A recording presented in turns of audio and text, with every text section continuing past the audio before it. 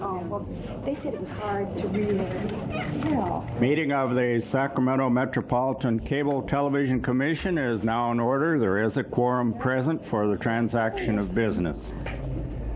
Terry? This meeting of the Sacramento Metropolitan Cable Television Commission is being videotaped in its entirety and will be cablecast without interruption on Metro Cable 14, the Government Affairs channel of the Sacramento Cable System. Today's meeting is being cablecast live and will be repeated Sunday at 7 o'clock in the evening. Members of the audience wishing to address the Commission should fill out a speaker identification form located at the back table and give it to the Secretary. Please just walk right up here. And please speak into the microphone when addressing the Commission and state your name for the record. Will the clerk please call the roll? Grow? Here.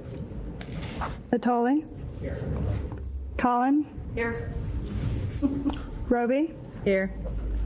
Strang? Here. Castanis? Here. Cerna? Fletcher? Here. Quorum present. A quorum is present. I'd like to call upon our Executive Director, Rich Esposito, for staff status report. It will have preeminence, it's very brief in nature, but we're putting it on first. Please go ahead. Mr. Chair, members, welcome to September 3rd. 5 quick items of a status nature, none requiring action. First, our parental jurisdictions have completed, all approved the settlement that you endorsed in June, and we should see the $375,000 through Brent's office fairly soon.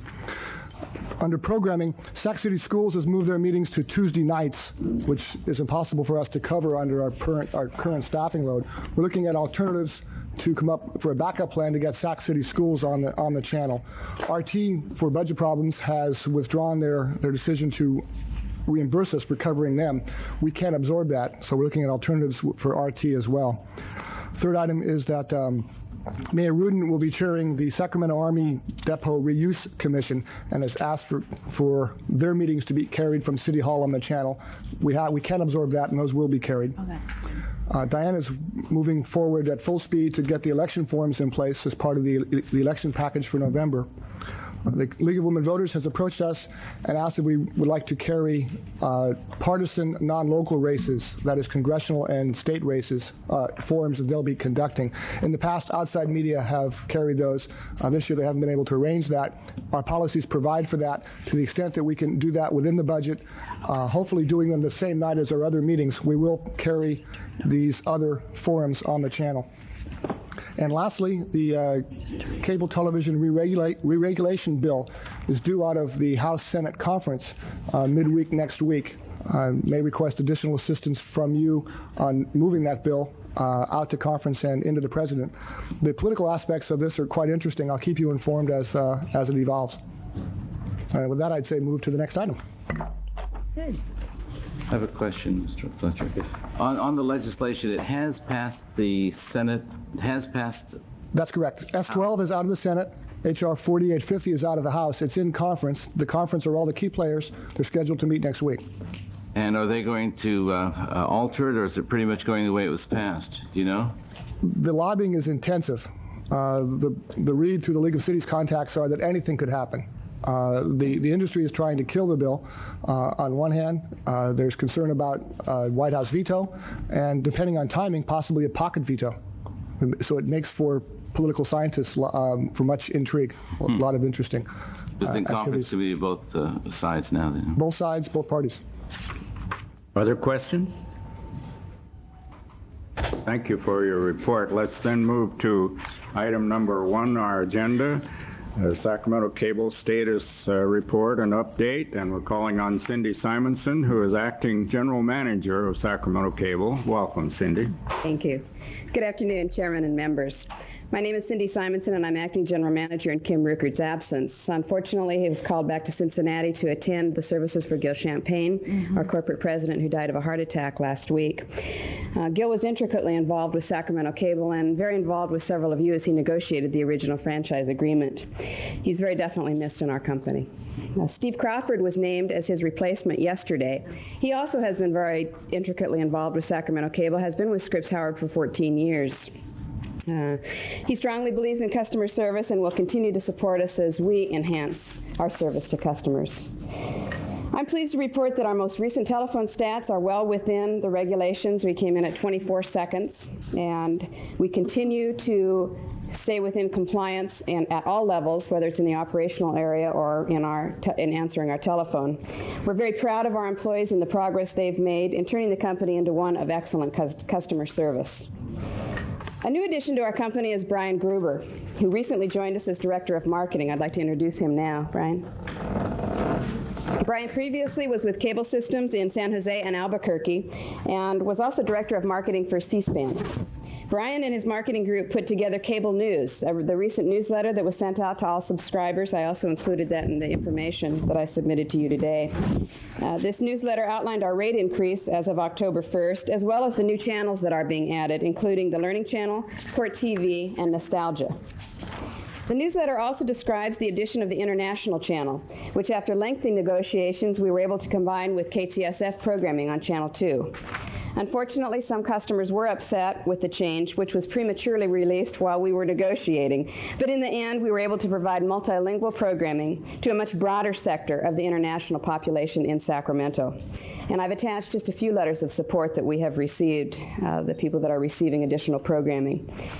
Sacramento Cable chose the International Channel programming as a great platform on which to build. The International Channel Group have listened to consumers and accommodated their needs to all extents possible. Changes continue as we speak, and they will continue to enhance programming based on community needs. As a matter of fact, this morning I received a fax that Newswatch Manila will begin airing by September 30th in response to the Filipino community. The International Channel is committed to listening to local needs and is organizing an advisory board. Subscribers can submit their name to Chris Ahama of the International Channel, and I have included her name and address. They can also call our system for the address and more information. I want to thank you for your assistance as we continue to change and improve service at Sacramento Cable. Have any questions? I just Go ahead, Lynn. just quickly wanted to say this board would certainly like to, go on record as saying that we certainly regret and mourn the death of Mr. Champagne. He certainly was a very vital part of the whole negotiations, and we're very sorry about that. Thank you. I appreciate that. We do compliment you on that newsletter that went out. That's Very a nice. snappy piece Very of literature, even though it carries in it the inevitable, that is an increase. But the posting of your regulations is particularly good in that bulletin because it's comprehensive, it covers every aspect, and it's easy to read. So we thank you for that. Thank you. I appreciate Very that. welcome. Thank you. Anyone else? Thanks, Cindy. Item number 2, status of new grant agreements. Report from Rich. Mr. Chair, members, this item today covers, I believe, or I'd like to have it cover 5 aspects. And the first 2, I'd like to begin now, pause for a decision on the issue of goals, and then move into the others. The 5 that I see are, 1, to bring a historical perspective on where we are today. 2, to introduce the recommended community programming goals. 3, to discuss the draft grant agreements and the process and what's in them and the key concepts that are in them. Next, to have Brent describe for you his opinion relative to the First Amendment aspects of making changes to the grant process. And lastly, to discuss the process for renegotiation of the grants. First, now to history, and back up on 4 or 5 points. A year ago, I met with the chair and the vice chair, Mr. Costanis, to discuss the future of community programming. We had a brief breakfast meeting. It was in late September last year.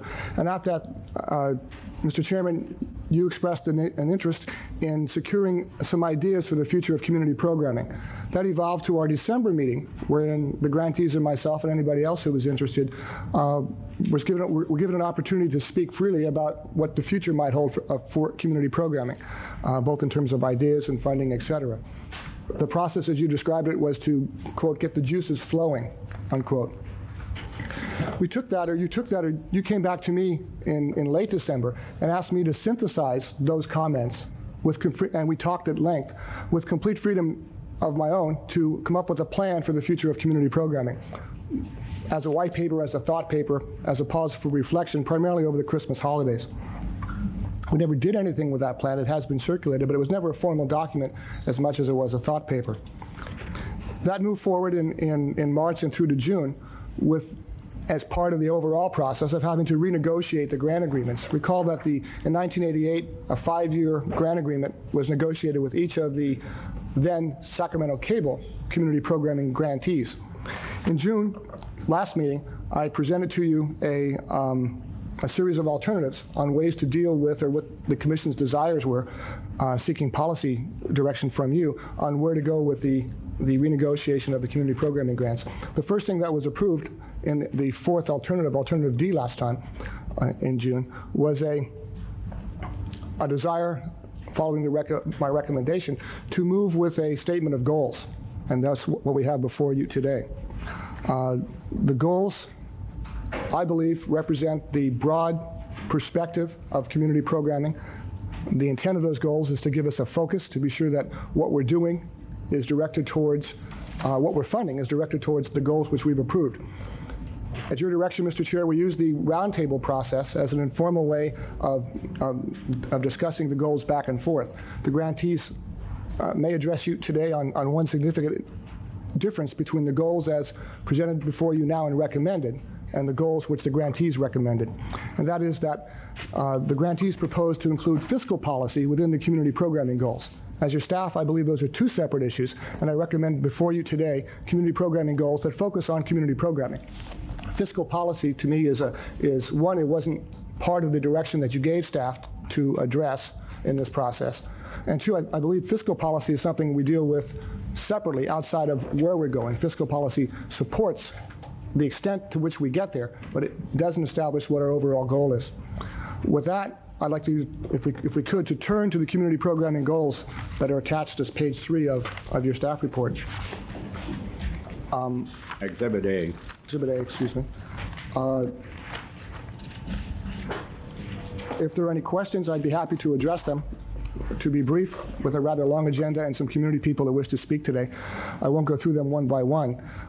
These goals, again, cover the broad intent of our community programming purposes. They are intended to give us focus with the grant funds which we award. And my question would be that the community programming goals, Exhibit A, did these mainly come out of all of the roundtable meetings with the community?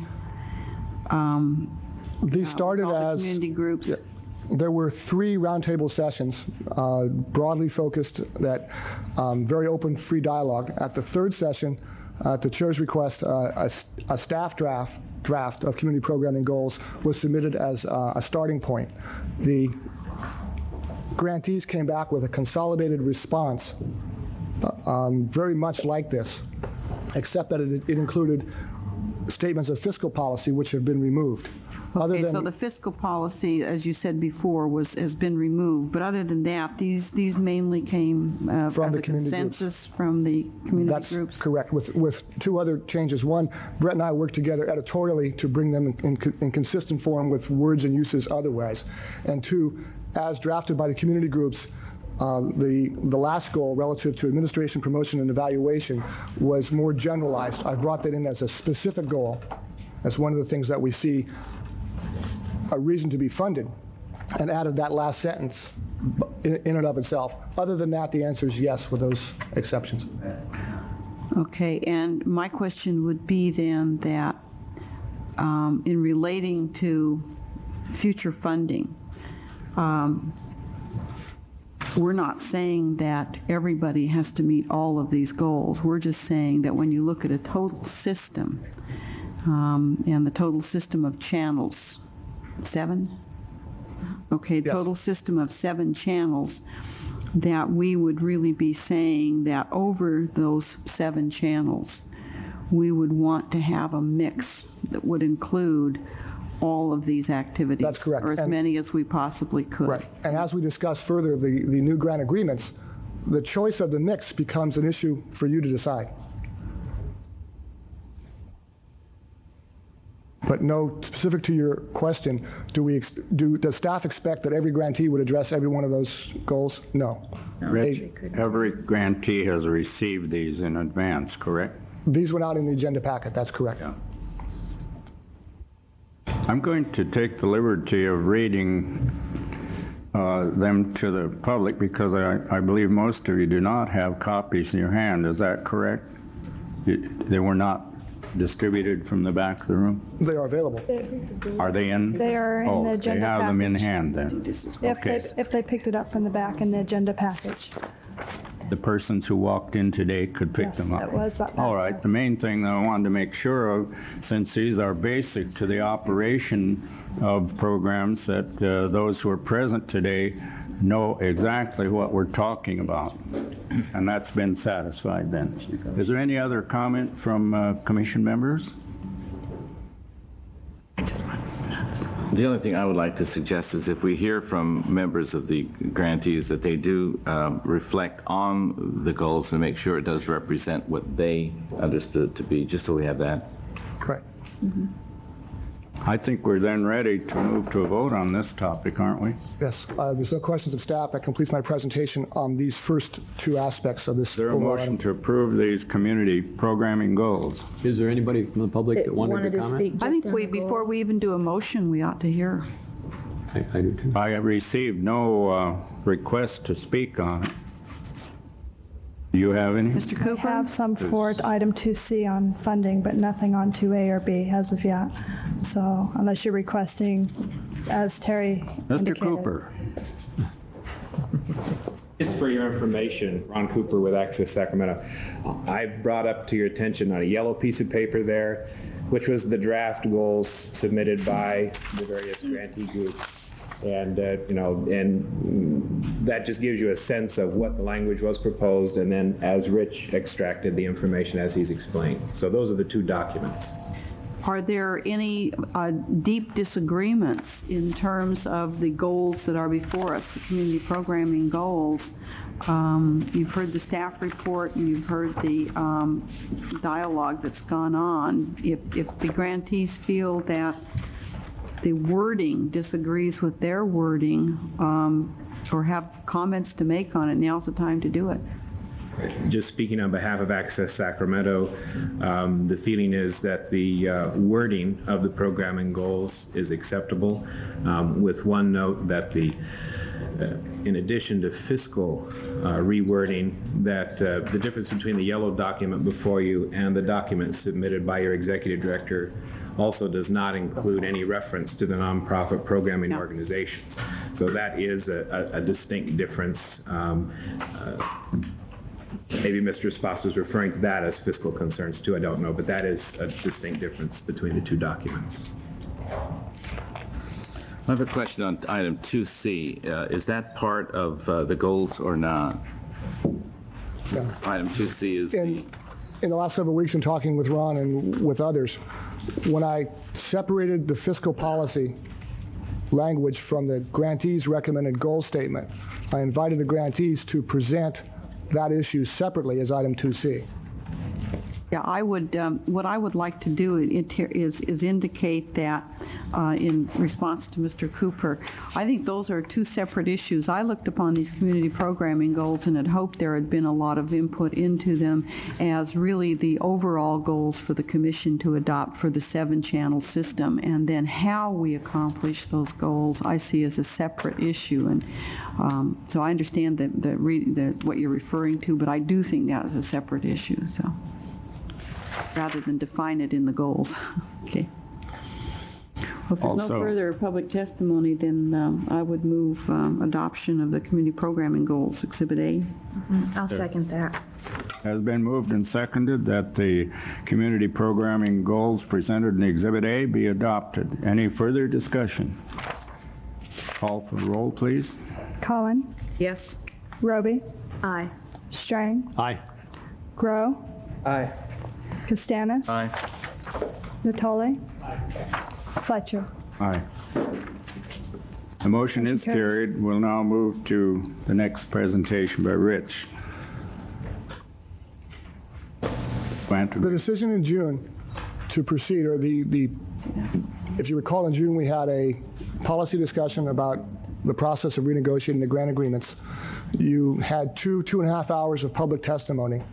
In the end, there was a decision, staff direction to proceed to renegotiate the grant agreements following first a preparation and development, preparation, and presentation of goals. The schedule that was presented to you in the process said that the staff would prepare a boilerplate grant agreement for the purposes of negotiating the new grant agreements between now and, as extended at the last meeting, next March. Recall that the original schedule staff had recommended look to wrap up this process in December, but you allowed more time to take it through to March. So we move on today, we'll talk about the specifics of the process. What I'd like to do now is describe for you briefly the draft grant agreement that Brent and I have prepared, and the conceptual changes I see as a starting point for negotiations with the grantees. And we're going to drop the screen, and I have about 10 key points that talk about the grant agreement and then the grants themselves.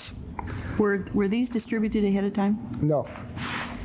These conceptual, first off, the grant agreement, Brent and I only worked out in the last 3 or 4 days. The key concepts are ones I'm presenting to you now, not for, at this point, unless you want to change the direction you gave me last time, not for approval, but just for understanding where we intend to begin negotiations. The key word here is negotiation. Then I think it's important for me to say something, Rich, because, I really feel we should have had these ahead of time. I don't think we should have had to come in here today and just see them today.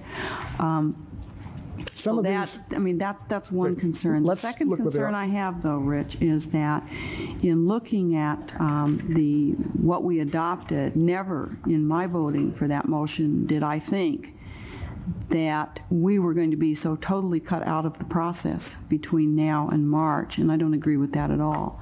I think that if need be, and I've shared this with Mr. Fletcher, that this board, this commission should come into session maybe every month until we have agreement on which direction we're going to go in, because I think that is, and especially since we haven't even seen any of this before today. At least I certainly didn't see any of it. So that said, I'm willing to look at this today, but I'm also indicating that I do think if we're going to make very broad policy directions in terms of negotiating and in terms of how we're going to go forward, this commission has a role to play in that. Absolutely. This process was described to you last month, and it was my understanding that this is the direction that you gave. I understand your concerns. The process that I understood would be a process whereby this commission would make the broad policy decisions of where we're going to go, and then the negotiating would follow those lines. Okay. So, I see no conflict with what is being proposed. The refinement of it is that we need to meet as a commission.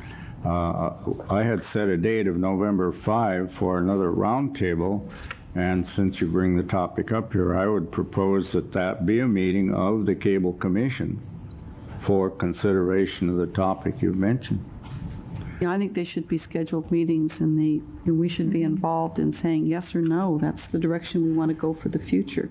I understand we've got some real accountability issues in terms of ourselves as commission members, but we do have to give, I think, guidance as to where we're going to go, and that should be cleared then to the grantees that this is the direction the commission wants to go.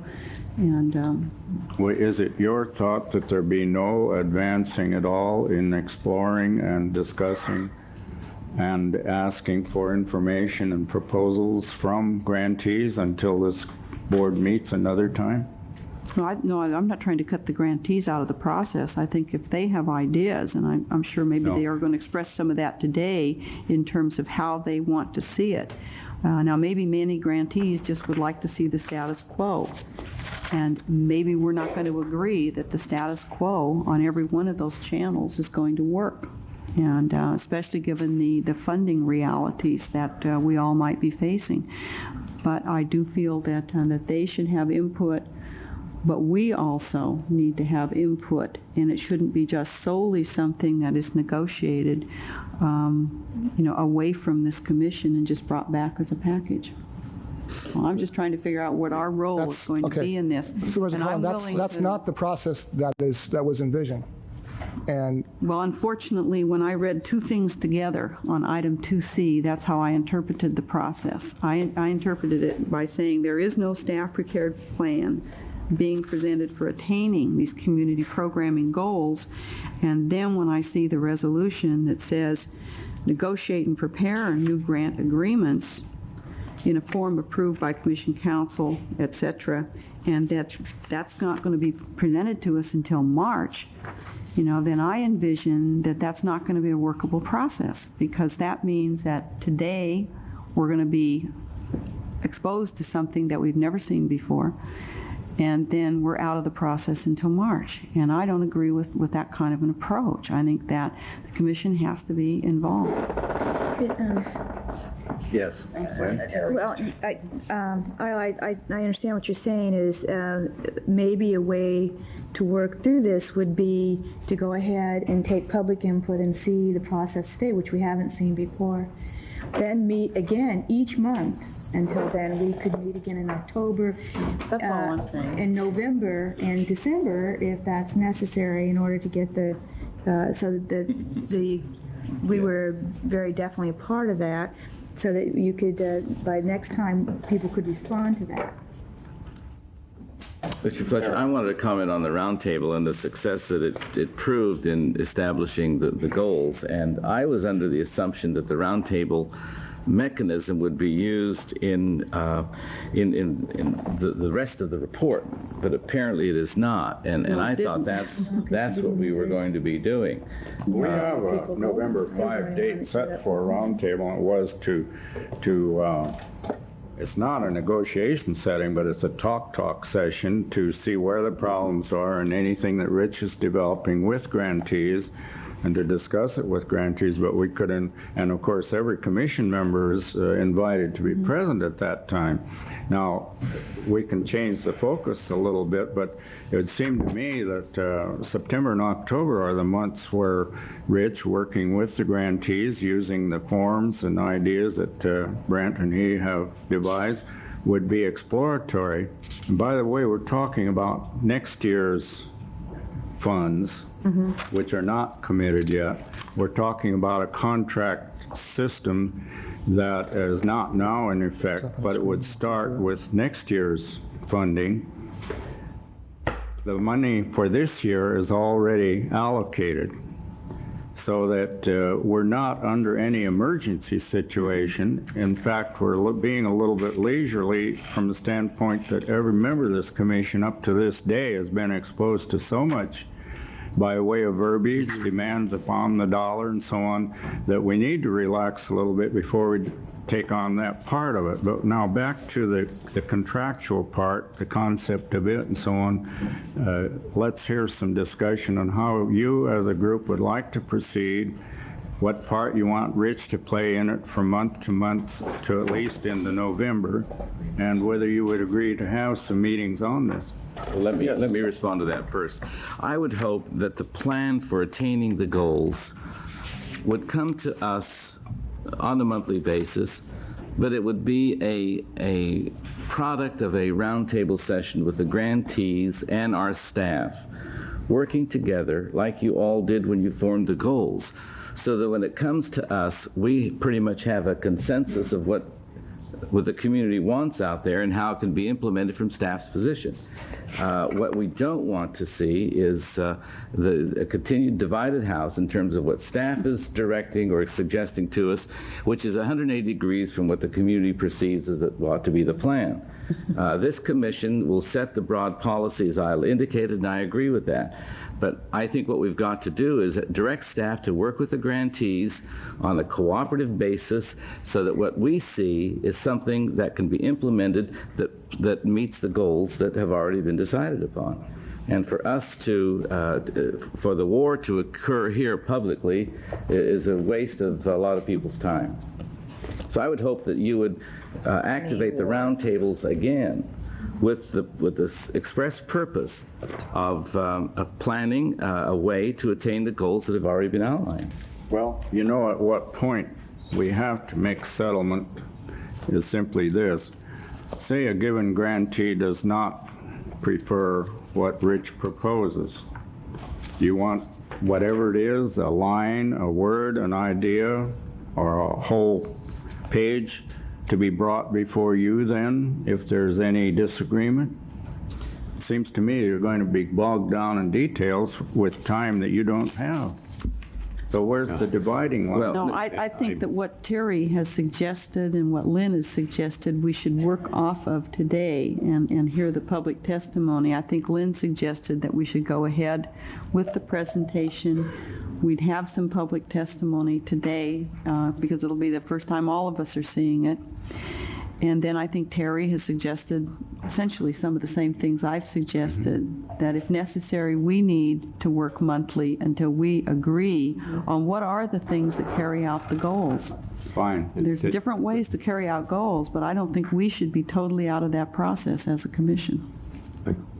Chairman Fletcher, to answer your question, I would think the Commission should be knowledgeable about any disagreements between the cable suppliers and our executive officer. If there are disagreements, I think a summary should be supplied to the Commission. Yeah.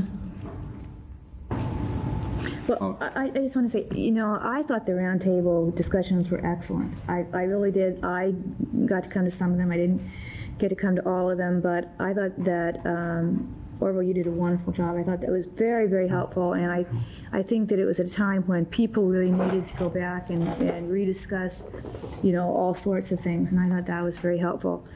But I still think maybe the way to go is just to have a commission meeting every single month until we get this done. And I don't think it's much different than really a roundtable, but it makes sure that everybody comes and that we do understand the disagreement.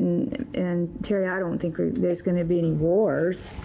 I mean, this is the community that has been supplying, some wonderful programming, and I think that we can come to some us to explore this with grantees until November 5.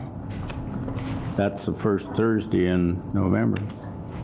I think you ought to meet. What would you prefer? Let's wait until after we've heard the testimony and the presentation. I don't think we're ready to make that decision That yet, would be my idea too, that we can come back to this after you've heard the afternoon's presentation. So we're deferring any decision on that aspect. Would you go ahead with your next presentation? Staff's direction in June, in addition to the goals, was to prepare and negotiate grant agreements based on performance contracting. The draft of the grant agreement that Brett and I have completed and spent a fair amount of time on covers these points. And if the staff would trigger the screen, we'll talk through them.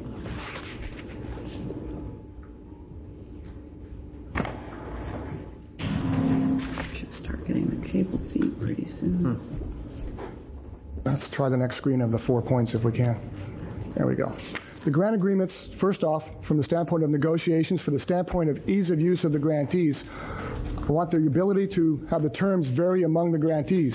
I believe that the grantees' individual goals provide for differences in definitions of things like commercial use, revenue generation, etc. So we start with a boilerplate, but the negotiations allow us to vary based on what each grantee has. Next, please. This is an issue that's generated some consternation. It may be out of our hands very shortly. All but one of the grantees have agreed to comply. All government activity and other activity in California complies. Following the Brown Act to me is a must for any use of government resources, regardless of what anybody says. These are taxpayer dollars. There's 2 bills on the governor's desk that would eliminate or make moot the commission's discretion in this manner. It would require Brown Act compliance as of 1/1/93. I don't know the governor's position on these bills. They passed out unanimously from both houses from both parties. Next, please. My only comment is I sure wish they'd put themselves under that so they couldn't do all the state's work in caucus all the time. I agree. Nobody knows what the heck they're doing. My feeling is if the governor signs a bill, we should follow the law, but otherwise I have no problem whether anybody's under the Brown Act or not. Okay. It doesn't make a difference to you. Okay. All right. Insurance requirements. Right now, the grant agreement from 5 years ago leaves open the requirements for insurance. We've reviewed that. In my opinion, some grantees are overinsured, some are underinsured. I've asked Brent to prepare, in his judgment, what would be the appropriate insurance requirements, what goes on their certificates, basically the same type of thing we specify for our grantee and licensees. I'm sorry, our franchisee and licensee. And those include what kind of insurance, Rich? General liability, equipment, vehicle. Broadcaster's liability as well. I find that some of the grantees have more insurance than I think we really need, than they need to pay for. So rather than saying get the insurance you think you need, we'll tell you what kind of insurance we want. They'd certainly be permitted to get more of this. Oh, absolutely. Yeah. As drafted, those are the minimum requirements. Next, please. Several of our grantees have one of our grantees has small allocations. A very high percentage of the money we give them goes to overhead. I want to negotiate into the grant agreements the ability, with your approval, to waive certain audit and record-keeping requirements. I think we're overburdening some aspects of our grantees with unnecessary bureaucracy. I want that flexibility to negotiate. Next, please. Again, this is something that I believe was staff direction last time. The funding, and this is a key issue, the funding for the future is tied back to the goals, not tied to the allocation that Charles Dolan approved in 1982 and the incremental CPI adjustments that we've moved forward. We put our money behind the goals. You can set those priorities. We can negotiate and discuss and go around those however we want in public session. But that the automatic fixed funding every year, because that's what you got last year, goes away. And was there one more? Staff? No, next slide, please. This completes the key concepts in the grant agreements. Let's talk now about the specific grants. Again, the specific grants relate to the approved goals. I see a process where applicants will apply for grants tied back to those goals. This grant is under goal number 2, and this is how much money we want. This is what we can do with those funds. Next, please. Very subjective. In keeping with good program management, something that I've talked at length with the chair, the grants will include specific performance milestones for that grant under that goal. Right now, the performance milestones are global to each of our grantees, addressing primarily and only, for the most part, the only thing we look at, that I have authority to look at, is the number of hours programmed. If a goal addresses other activities that don't relate to the programming on the channel, then there needs to be specific milestones. If the goal addresses specific programming requirements, programming plans, and is tied back to specific milestones, and maybe not necessarily on an annual basis. I see the milestones in certain types of grants being important on a quarterly basis, so that we can monitor and see if the Commission's funds are generating the programming, the activity, the services that were intended. Right now we have a global, almost an entitlement program with very little detail around the individual, and I use the term program now in a budgetary sense, not in a TV sense, around the individual programs. Next, please. This issue is one that is very, very, I think, critical to overall. I disagree with any fixed entitlement long-term allocation. I don't think that's prudent management in today's fiscal environment. But I do agree, from the standpoint of what we're doing today in reviewing the annual budget and programming plans, that certain grants covering topics and goals which we know we agree with be given multiple-year funding, that the grant be authorized for multiple years, that we don't review a grant each year that we know we're going to fund. I think we look at it, we decide to refund it on a year-by-year basis in keeping with good fiscal policy, but we don't reevaluate the purpose of that particular grant each year.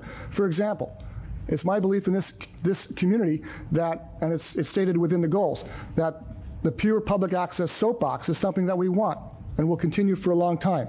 Let's develop in the first year, a grant package that funds that goal clearly, concisely. We fund it. We fund it for 5 years and say we'll give you X dollars for that every year. We'll review it, make an appropriation each year, but we don't go back through and reevaluate that grant each year. Multiple year grants. Next, please. Key one. Right now, we have built into the process a reward for over budgeting. It's my belief that any excess funds from any particular grant revert to the Commission for reallocation in the next year. Right now there's an incentive to budget high. I think there's two choices from a budgetary standpoint. I've been doing this for 20 years on how you deal with grants and programs. You can do like the county just did. You can cut departments 25 to 40%. And after they've been cut, say, anything more you can save, you can keep. Or we can go through in detail and look with more scrutiny than we have on the bang for the dollar and the issues within each grant. At the end of the year, bring the money back in and use it for reallocation. Maybe it goes back to the same grant again. But let's see that if we budgeted a grant of $25,000 and only $20,000 was spent, why budget $25,000 next year, and why let that money revert to other purposes or outside our control? Next, please. Okay, that's it. These are the conceptual, I'm sorry, one more, here we go. Multiple grant applications. Within the structure of the goals you've just approved, the intent is that an applicant would apply for multiple grants.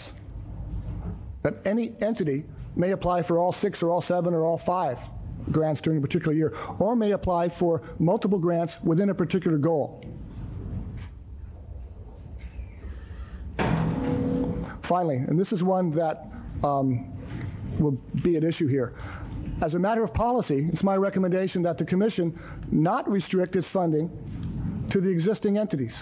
I think we need the option. I'm not saying that we actively go out and do it, but in developing goals for the future and our policies for the future, I think we leave open the ability to grant funds to other entities. This has, I can fit into the current budget problems that you have wearing your other hats. It may be that there are cable television purposes that can fit with the symphony or the opera. And they may come to you saying, give us X dollars, we will do a program, and we'll play it on one of the channels. I believe we should have that ability within our overall scope and structure. These are the key concepts. I have a question about that. Okay. When you're talking about multiple grants and you're talking about individual grants, it sounds to me like you're talking about a program-by-program grant. And I've got a problem with that. But I want you to explain what you mean by it. Okay, first we need to work with the term program. I tend to use program in a budgetary sense. What I see a grant applying for would be a request for $25,000 for X hours of television programming on topic Y.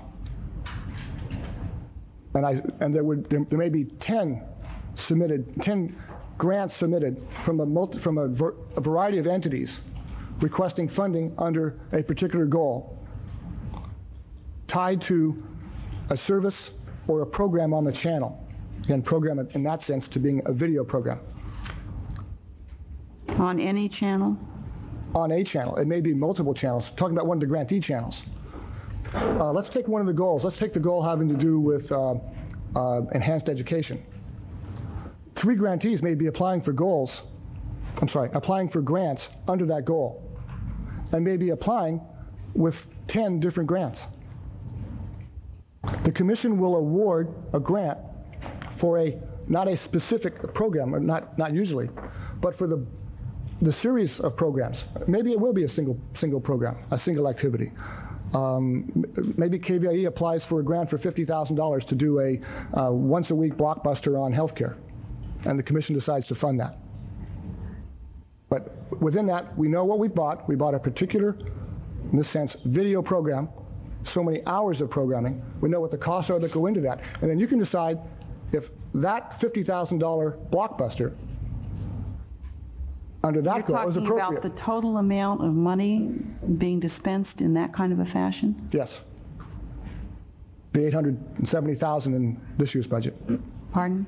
In this year's budget, it's $870,000 going out to the grantees.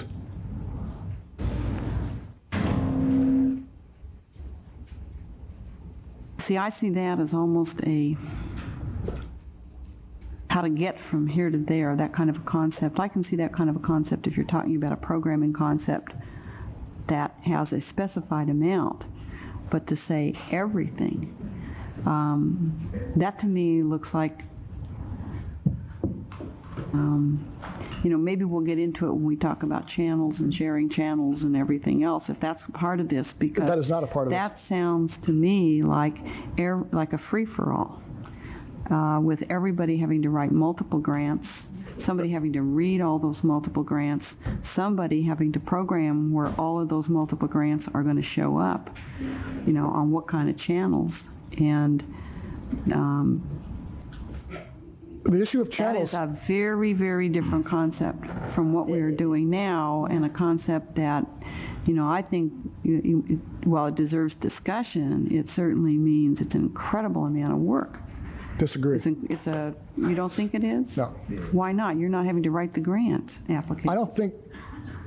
Unless you plan to write one for every Board of Supervisors meeting and everything I've worked else. through...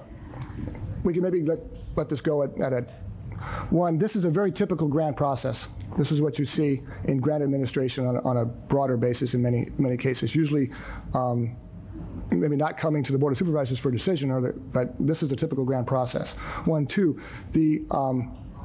it's my belief that the amount of work for the grantees to prepare the grants will boil down to 3 or 4 pages per grant. I've already drafted the forms. We can talk about those if you'd like. The total amount of work to put it together will not exceed, unless you really wanted to and want to make it exceed, and will not exceed the work going into the annual budget and programming plan now. What you will have out of it is focus. You'll have out of it specificity on what the Cable Commission's dollars are going for, specifically, not in the global, but specifically. To your second point, the grantees will determine by who applies for a grant within a goal which channel it plays on. That's not anything we're making a decision on.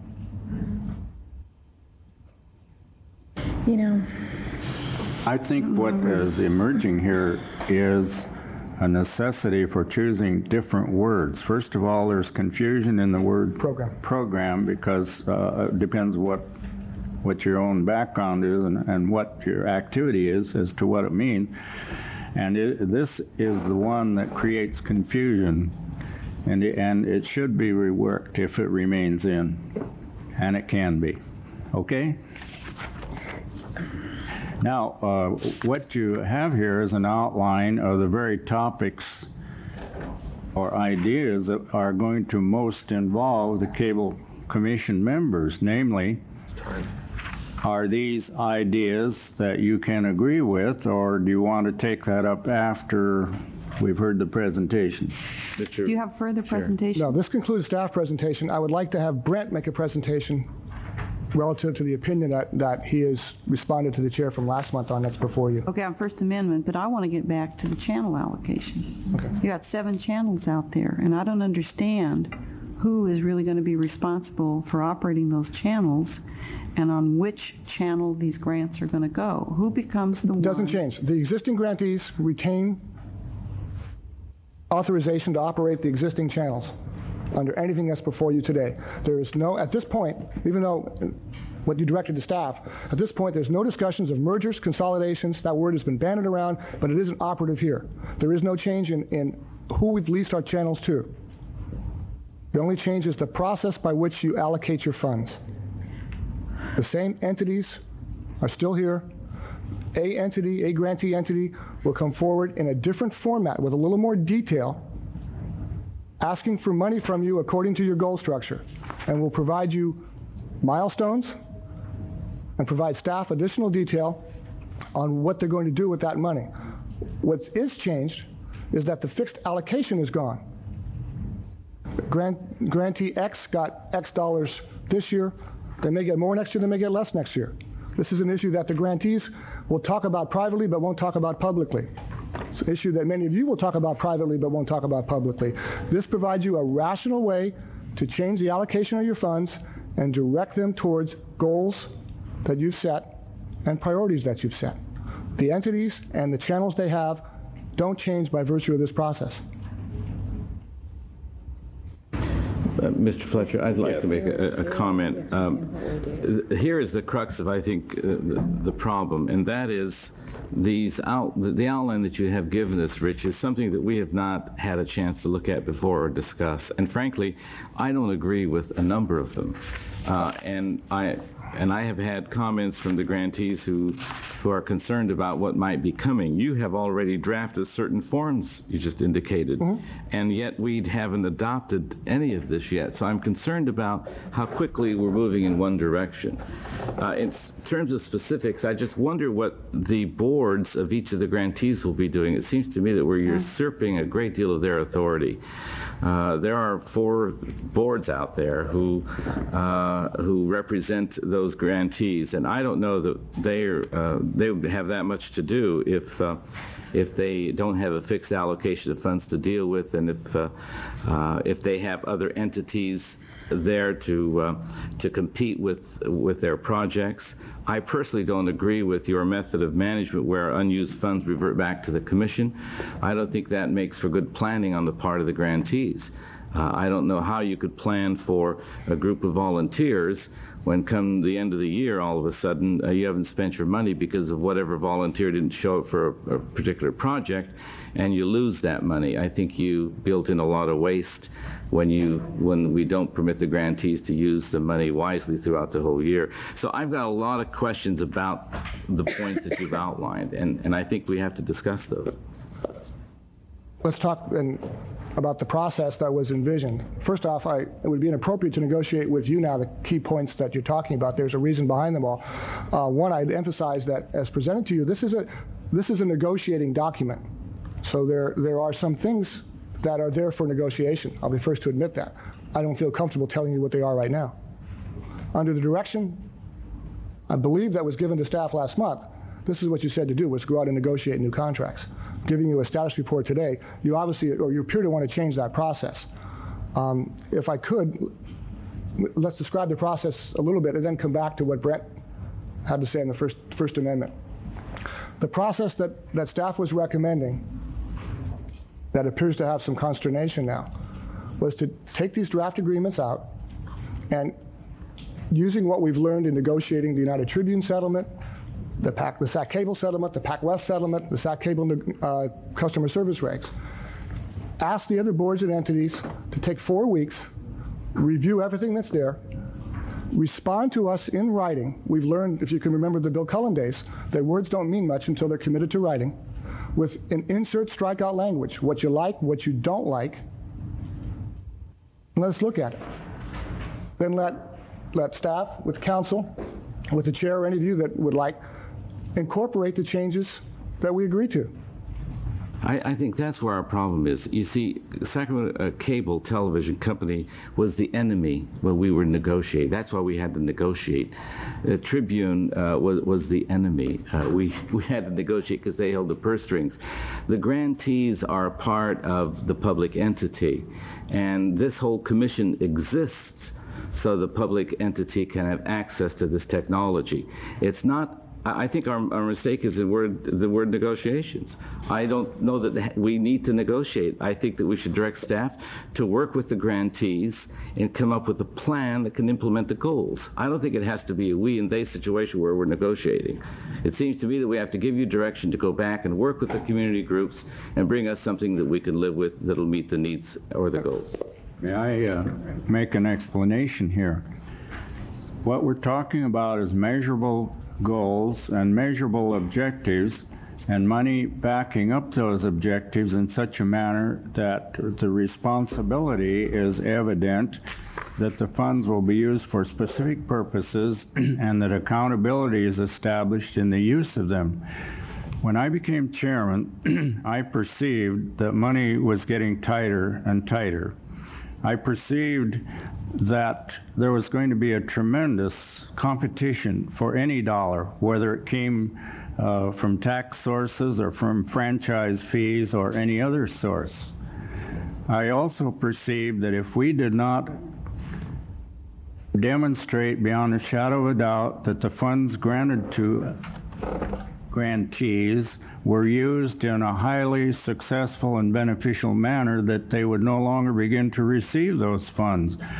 So this plan was devised at the administrative level, and with my help and concurrence, because my own background as a district superintendent in public schools made me fully aware of how you can set up a program, how you can monitor it yourself, and how you can demonstrate to an ever-increasing community who says there are higher priorities for dollars than TV programs, and work it successfully. This is not burdensome. Mr. Vaca, who is the chairman of one of the organizations that is a grantee, acknowledged that it would be no problem at all.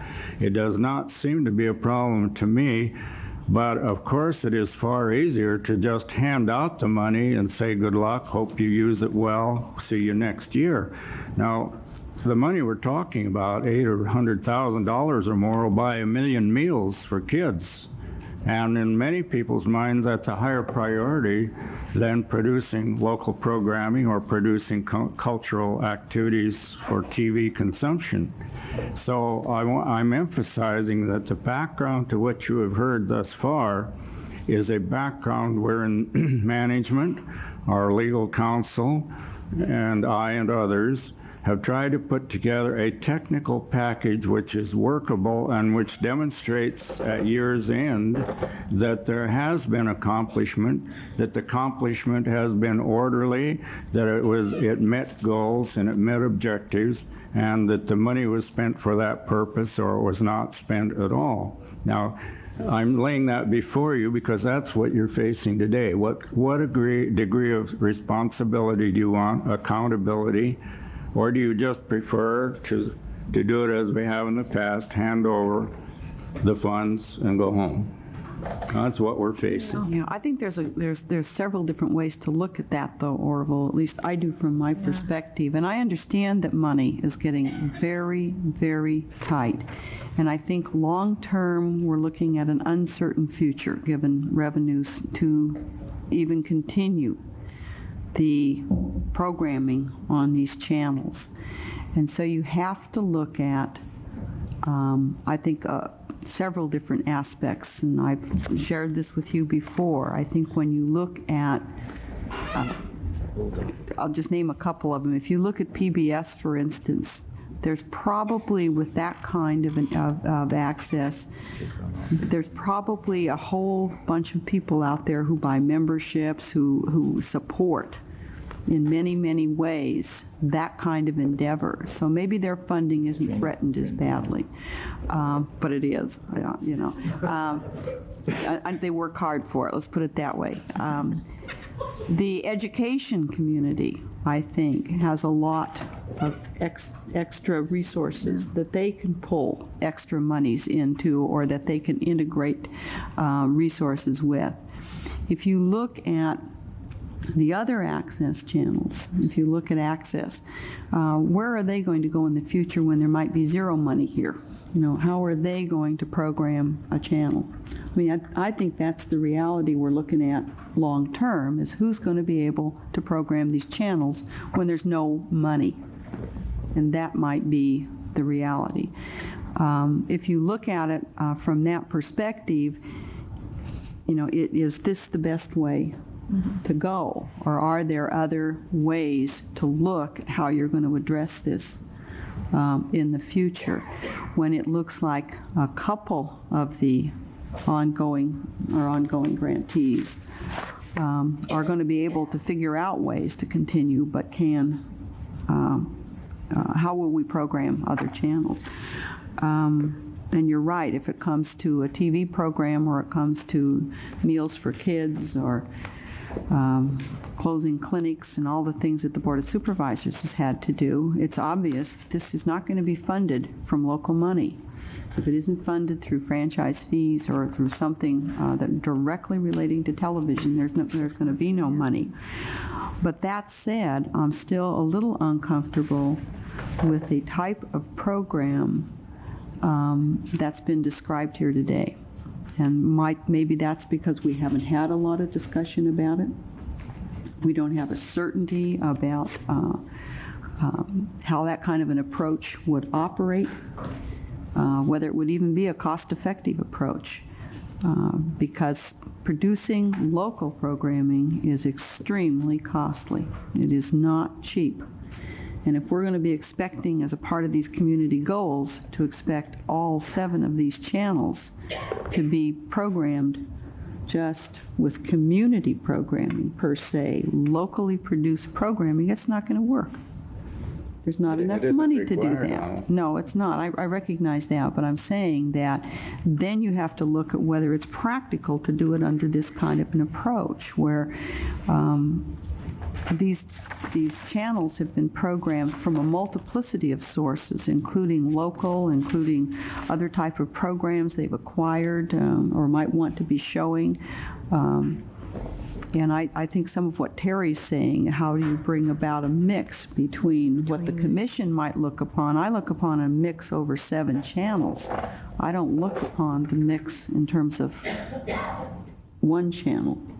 And I don't know how the grants will relate to that. I'm willing to listen to testimony today, and I'm certainly willing to discuss all this. But I think really germane to it is probably what Brent's going to have to say also. I do not want to get into program content at all, because I think that's absolutely forbidden by the First Amendment. Mm-hmm.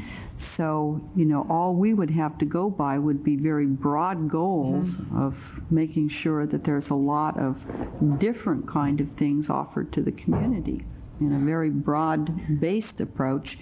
And how do you relate that to giving grants based on programs? So I'm willing to listen to Brent. Yeah. Lynn? Of course, we haven't seen this before, but your mind up here is just going in different directions, how this kind of thing would be implemented. But I'm absolutely convinced now that we need a lot of time to talk about how these function, and maybe these absolutely are the right guidelines, and maybe at the end of this process we'll decide with enough public input that they are. But we have so many questions right now. I think it's interesting is, for instance, talking about how you implement these goals, part of the goals are educational program, consumer and business information, religious programming, government programming, health programming. And if each of the 7 channels are competing with each other for some of those grants, those multiple grants, you'd have to almost say that a percentage of the money would go toward health programming, a percentage would go toward consumer. You'd have to do that because the commission would have to do that kind of thing, because you'd have maybe 200 grants for government programming or for education of students, and then you see what I mean? I think you need to really think about how you would carry this out. It's very complicated, at least as I see it right this minute. Maybe it's not as complicated, but these are general goals, which usually you try to keep your goals pretty general. You don't want to be too specific, but I think you'd have to have percentages. I think you'd have to do a whole lot of things. It seems like, maybe Channel 6 would be competing for some of the same educational money, perhaps, as the Educational Consortium or one of the other channels on the same subject area, the way this description is. And I don't know whether that's a great idea or not. I'd have to think about it.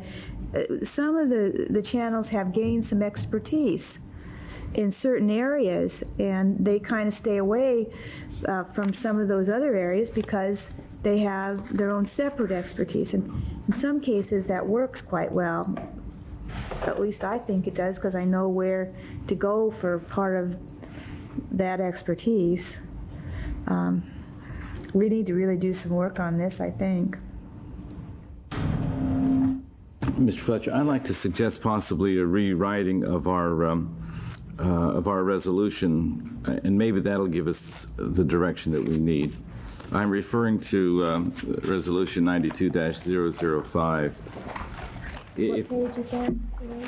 It's item 2C, the small print in the right-hand column. I'm bothered by the word negotiate, and if I agreed to this last time, I apologize. I would like to suggest that this resolution be changed so that it reads like this. The executive director, along with representatives from the grantees, is directed to meet in roundtable sessions to prepare new grant agreements in the form approved by the commission and so on. So what it does immediately, it puts the staff and the grantees on an equal par, and they're to go out and work on these agreements so that they work cooperatively in roundtable sessions and then come back with us with something we can deal with.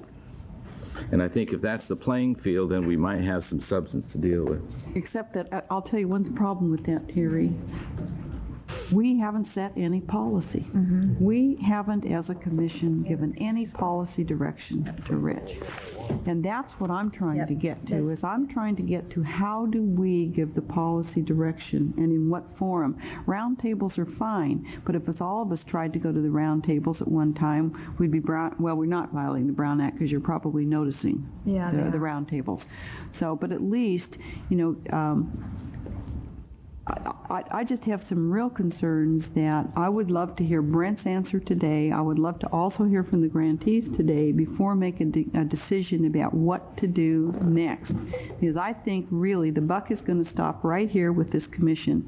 We are going to have to be the ones that are going to have to give the direction about how to go out. If we agree with some of these recommendations and we say that, then I'm sure Rich and Brent and the grantees will get together and they'll work out grant agreements. But until we say where we're going with some of these policies, I think it's futile. I think that they'll spar and they'll, you know, and that's why I think we have to be a part of the process. I don't care if that takes a meeting every month or every 2 months, and if there's roundtables in between, fine. But the policy direction is going to have to be given by this board. I feel we should give the grantees as much freedom as possible, and that we need as few policies as possible. I really do. I don't think. Well, he knows where he is already. I don't think there've been many problems. I'm not knowledgeable about many problems with the grantees' programming. Maybe I haven't heard about them.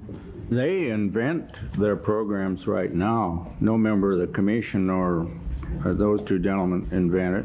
They make their proposals as to what they wish to do, what their ambitions are, how they intend to carry it out, what kind of money it will need. So we're not inhibiting them in that way. The proposals here are more technical in nature to give a demonstration more specifically that leads to responsibility and accountability. And that's what's been missing. In some cases, in past years, whatever happened has been declared, well, that's what we wanted to do, and whatever the shortcomings were, there was no aftermath of discussion with commission or trying to correct it or to do better the next year. Now, we're entering an era where it's my idea that casualness has to stop where it does exist, and you do it by this program that Rich and others have set up. But if you want things to talk about today or on another occasion, it's those checked items that Rich presented, because they're the outline of that you either approve or disapprove or amend, you see. That's it right there. I agree with that. Well, can I hear about the First Amendment implications, Brent? There are two. Thank you, Mr. Chairman and members. There are two things that I want to say. I said last time that this was no longer a lawyer's issue, and I think a lot of the confusion that has come up about what the form of this agreement should be, I don't know if that's a signal or what. God has spoken, Brent. A lot of the confusion has to do with, I think, a subtle change. You recall that these grant agreements, which we've had all these years, were really forced upon you by us lawyers. At the time we drafted these agreements, we had concluded the Sacramento cable litigation. We were giving up our franchise fees. We were getting a lump sum. We were besieged by lawsuits. I was going to say mean-spirited, but I guess all litigation is mean-spirited. Well, those were mean-spirited. They were mean-spirited, and they held this community hostage. And so we gave you the advice that we had to give you, which was that we didn't want you to get involved in this programming of the cable community channels in any significant way for fear of giving grist for the plaintiff's mill. So we wrote agreements that were highly unusual agreements. We found out a few months ago when we had a problem with one of the grantees. We had no termination provisions. We had no performance provisions. That was not an oversight on our part. That was a conscious choice because we did not want to see them become the centerpiece in the litigation. Beyond that, there was a conscious desire on the part of the grantees to retain a great deal of independence. There was not a cooperative venture, and the chairman has said the commission has played no role at all, really, in controlling the use of this money in terms of the programming content. So what has changed is two things. Our own legal context, that is, the lawsuits are gone. And I think one never knows, but I hope for good. But secondly, the legal context in the larger sense has changed. And I learned long ago not to disagree with Supervisor Collins' legal judgment, but this time I do. When you are engaged in grant making, I just want you to know you have a free white pad before you. You have a clean tabula rasa to start anew. You can do anything you want to do in dispensing this money. You can now control, and I've given you a short letter at the chairman's request that outlines the law. You can control the content within your grant. Now, you cannot say as a condition of your grant that you don't want your grantee to do something else with their own funds. But it is now crystal clear, thanks to the U.S. Supreme Court last year, that within the province of your grant money, you can be content specific. You can make choices. Now, there are some areas that I'd like you not to do that, I suppose, and particularly in religious areas. But between the types of community programming that you've seen demonstrated here over the in the reports of the grantees, you can make those choices. You can make choices between types of goals that you want to meet. If you don't want to, you don't have to.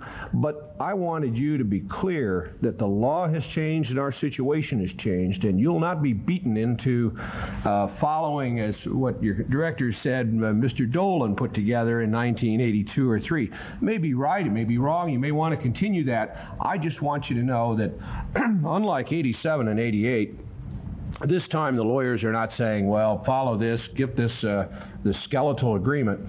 In fact, what we've tried to do here, and I think this kind of got lost in the message, is the agreement that we proposed is, if you probably haven't had a chance in view of your schedules to look at it in great depth, but it's much different than what we had before. It's a shell, and it's designed to be a shell. It's designed to be something for which there'll be, I hope, very little disagreement about the agreement, and that all the disagreements will be on the policy level about which goal you should proceed and how much money you want to put with it, and you won't have to hear from lawyers.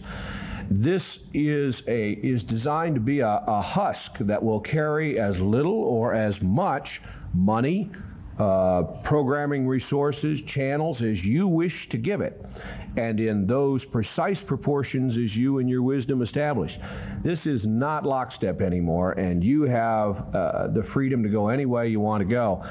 I think these agreements are much less all-encompassing than the agreements we dealt with before, and I just wanted you to understand that the legal rules have become much, much less important. I predicted last time you wouldn't hear from my esteemed colleagues in the audience. I hope that's still true. I really don't think we're going to be of much help to you at this point. This is not a First Amendment issue. You can fund what you wish, not fund what you wish. I've set forth a lot of the language from the Rust case of last year with the U.S. Supreme Supreme Court, and a refusal to fund some particular point is not an infringement or penalty. You really have the freedom that you were elected to have, and you can go at it any way you want. You can continue the old method if you feel that works, but you don't have to. And that's all I needed to tell you. And if you wanted the citations and so forth on the law that say that you now have more freedom than you've ever had before, you've got that.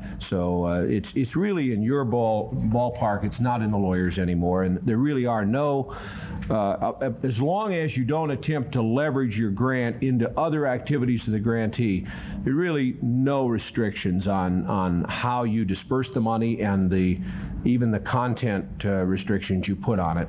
And that largely came out of the Rust case, and it's just exceedingly clear. So have at it. I guess question for staff. Rich, I heard you say that there'd be no change in the channel alignments, that the 7 channels would remain the way they are. And what would change is that the grantees could all compete for the limited amount of money to do specific type programming that we might want to send percentages on. I think Lynn's right. Eventually that's what you get into. You get into talking about a mix of what you want to see on the channels, and that ties them performance-wise to that type of programming. They're still going to have the whole rest of the channel to have to program. Are you envisioning that they're going to come in with the type of grants that are going to address just keeping everything going on the channel, with showing you where all the programs are and how these programs that they're applying for are going to fit into that overall scenario? Or how are you envisioning this is going to work? Several questions there, Supervisor Collin. Let's take it piece by piece. What I envision if we get through this process is not much change in the first couple years in what you see on the channel and what the entities are funded with. What will change is eventually the information that you have and we have about what the particular grants provide you. Down the road, maybe second year out, yes, there's likely going to be a mix in what is the current, if you took a snapshot now of what happens each day on our community programming channels, that mix may change. One of the channels now that has X hours a day of CG, of bulletin board, may have 2X, and another channel, based on your decision, that has half X, or has half the amount of alphanumeric programming later, because you funded a grant that moves something over to that entity based on the choices you've made against those goals. So yeah, will change come about? Yes. My personal belief is that what you're going to see is more programming. As we look at some of the choices, and the process will draw the grantees through that process of what they're doing. Right now, there hasn't been much consideration of cost. The funding's flowed.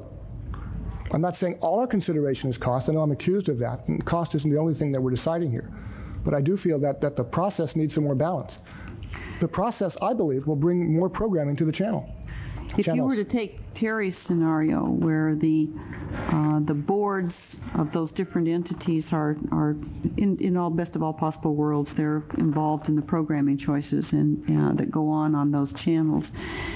Even under the present system, don't we get some sort of a budget so that we know exactly how the grantees are spending the money? We get a line item budget. We know the programming. They submit the programming so that we know the number of hours. We've got a program guide that goes out every single month. Yes, right now we get a line item budget, and we get an hour total, and in some cases we get program descriptions.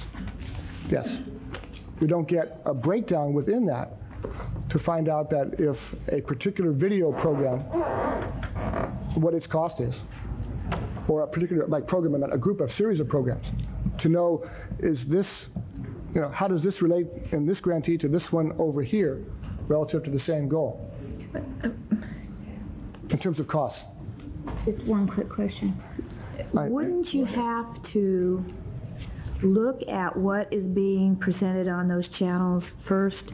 Wouldn't you have to know how many hours you're doing strictly, just say, elementary classroom instruction, and wouldn't you have to know how many hours you're doing,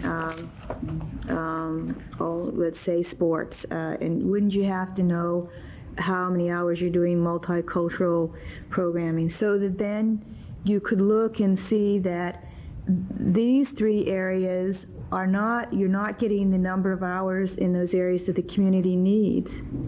I mean, it just seems to me you'd have to figure out what's going on those channels first before you set. I just can't believe if you're going to do this, and maybe I'm missing something, but that you're going to do this process of multiple grants for certain, until you knew which areas you really wanted to be covered that weren't being covered. That's up to the grantees and their boards. You've established what the goals are. The grantees can go back and look at their activities and say, is there anything that we're doing that isn't in these goals?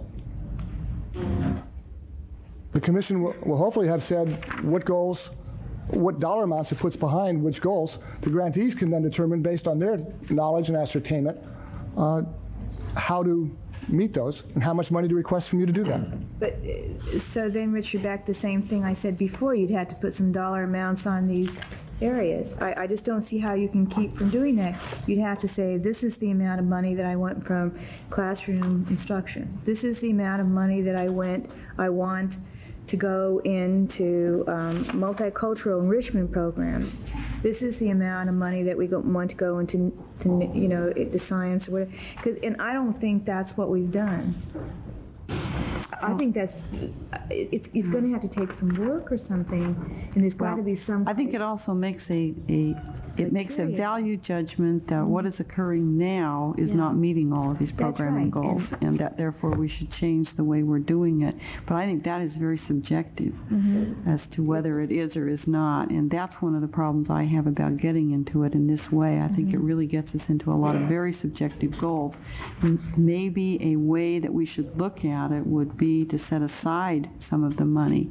I don't feel any obligation, by the way, to traditionally just fund the way we've always funded either. I mean, I'm not coming from that direction either. But I'm trying to find a way that if there are some things we really think are missing, wouldn't it be simpler to set aside a pot of money to which everybody could compete for programming for those things we think we're missing? But I don't know about you, I can't watch television. I mean, it's very rare for me to ever get to watch television. So how am I going to know on a very subjective basis whether we are or are not meeting these goals? So to me, that's part of the problem. Maybe there has to be a way that each of the channels receive a certain level of funding. And then we do set this larger pot of money aside.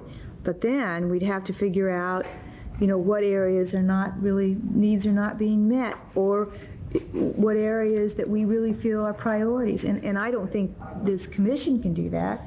I think that would have to be a very heavy, grantee public involvement to do that. I think we'd have to know what's going on, the hours that is on these subject areas that are being programmed today. Maybe I'm wrong. I guess the frustration, but we're going to hear from the grantees, obviously, but I guess the frustration is I'm not getting a lot of letters or a lot of calls from people saying that there's a lot of stuff missing. We're not doing things right. I must interrupt just for a moment as chairman. The discussion has been necessary and is finally going into avenues of productivity. We have 50 minutes of presentation from our grantees at a maximum of 10 minutes per grantee this afternoon in order to hear their budget and to possibly adopt each one. We do anticipate they will be adopted, but that presentation is still before us. And in saying that, I'm going to have to ask the grantees not enter into these points of discussion here, but make sure you present your 92-93 budget and stay with that element. Then after that 50 minutes has passed, plus breathing time between, that will put us only up to 5 o'clock, and then if you want to stay later, we can take some of these other topics up. Now, I've made that as a comment. What do you as a commission wish to do? Do you want to continue the same discussion, or can we quickly close this out? How many people signed up to speak on this item on Tuesday? Well, we have KVIE, KXPR, SECC, Access, and possibly RCC-TV. Is RCC the Religious Coalition representative here?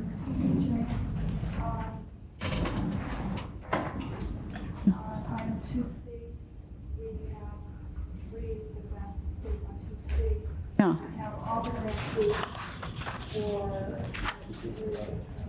Yeah, I think we ought to hear the people who want to speak on 2C, because we have to give some direction to staff, and then we can go into the budget presentation. Would you agree then commonly that we'll drop this topic at the moment that we've been discussing and no, that's not what we're proposing. We're proposing to drop it for now. No, I mean finish so that we can hear from the audience. Yes, yes. Yeah, we're saying let's hear the people who want to speak on this item. Okay.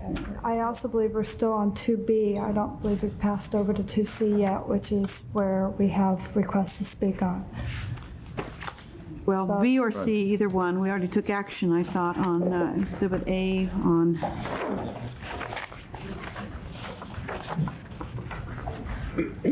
So there is a common agreement to hear from our grantees and so on. This is under item 2C, and I'll take it in the order that they were handed to me. John Hirschberger, representing KVIE, Channel 7. Welcome, John. Thank you, Chairman Fletcher, and I am John Hirschberger. I'm from KVIE, but I'm representing, it's my privilege to represent today KVIE, KXPR, SECC, and Access. And I will focus most of my comments on the process and not what we have just seen. I think we are all greatly appreciative of what we heard a little bit earlier in terms of the attention that you are willing to pay to the process of coming to the new grants.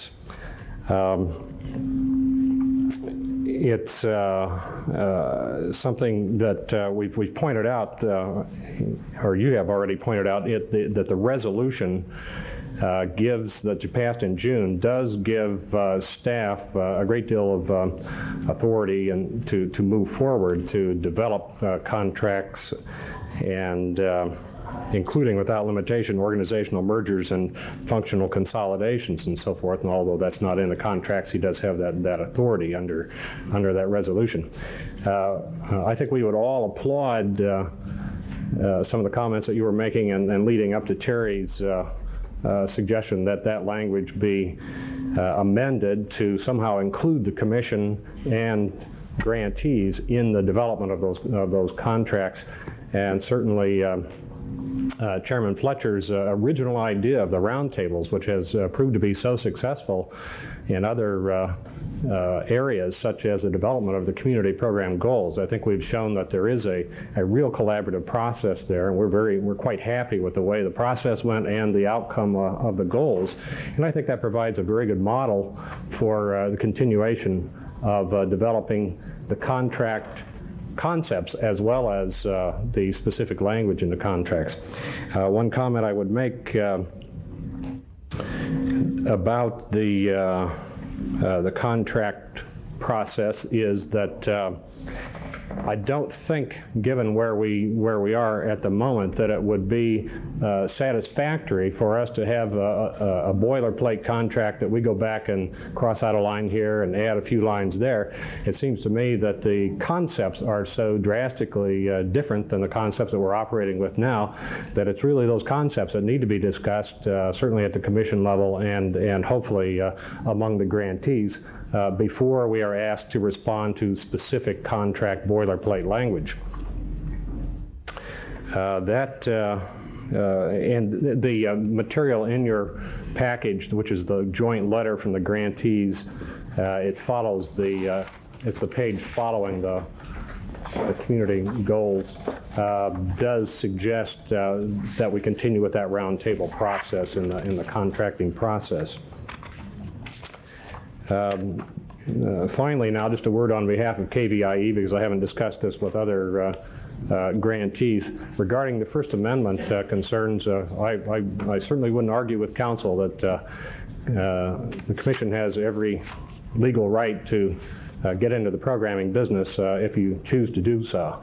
Having been in a programming business for a long time, I would think you would want to think very long and hard before you get into that. You've seen some things in the papers recently about the difficulties that the Corporation for Public Broadcasting has had, for instance, in dealing with specific, very, very nasty program issues. If that's what you want to let yourself in for as elected officials, then clearly you have the legal right to do that. But as Brent says, it's probably not a legal question. It's more of a policy question. We're pleased with the direction that we hear you're going in. I think it sounds like you do need some specific action to change the process, and looks like you're heading in that direction.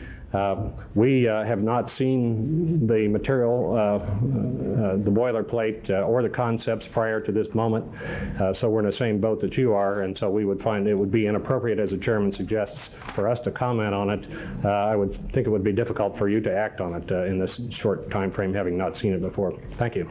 Okay, thank you, John.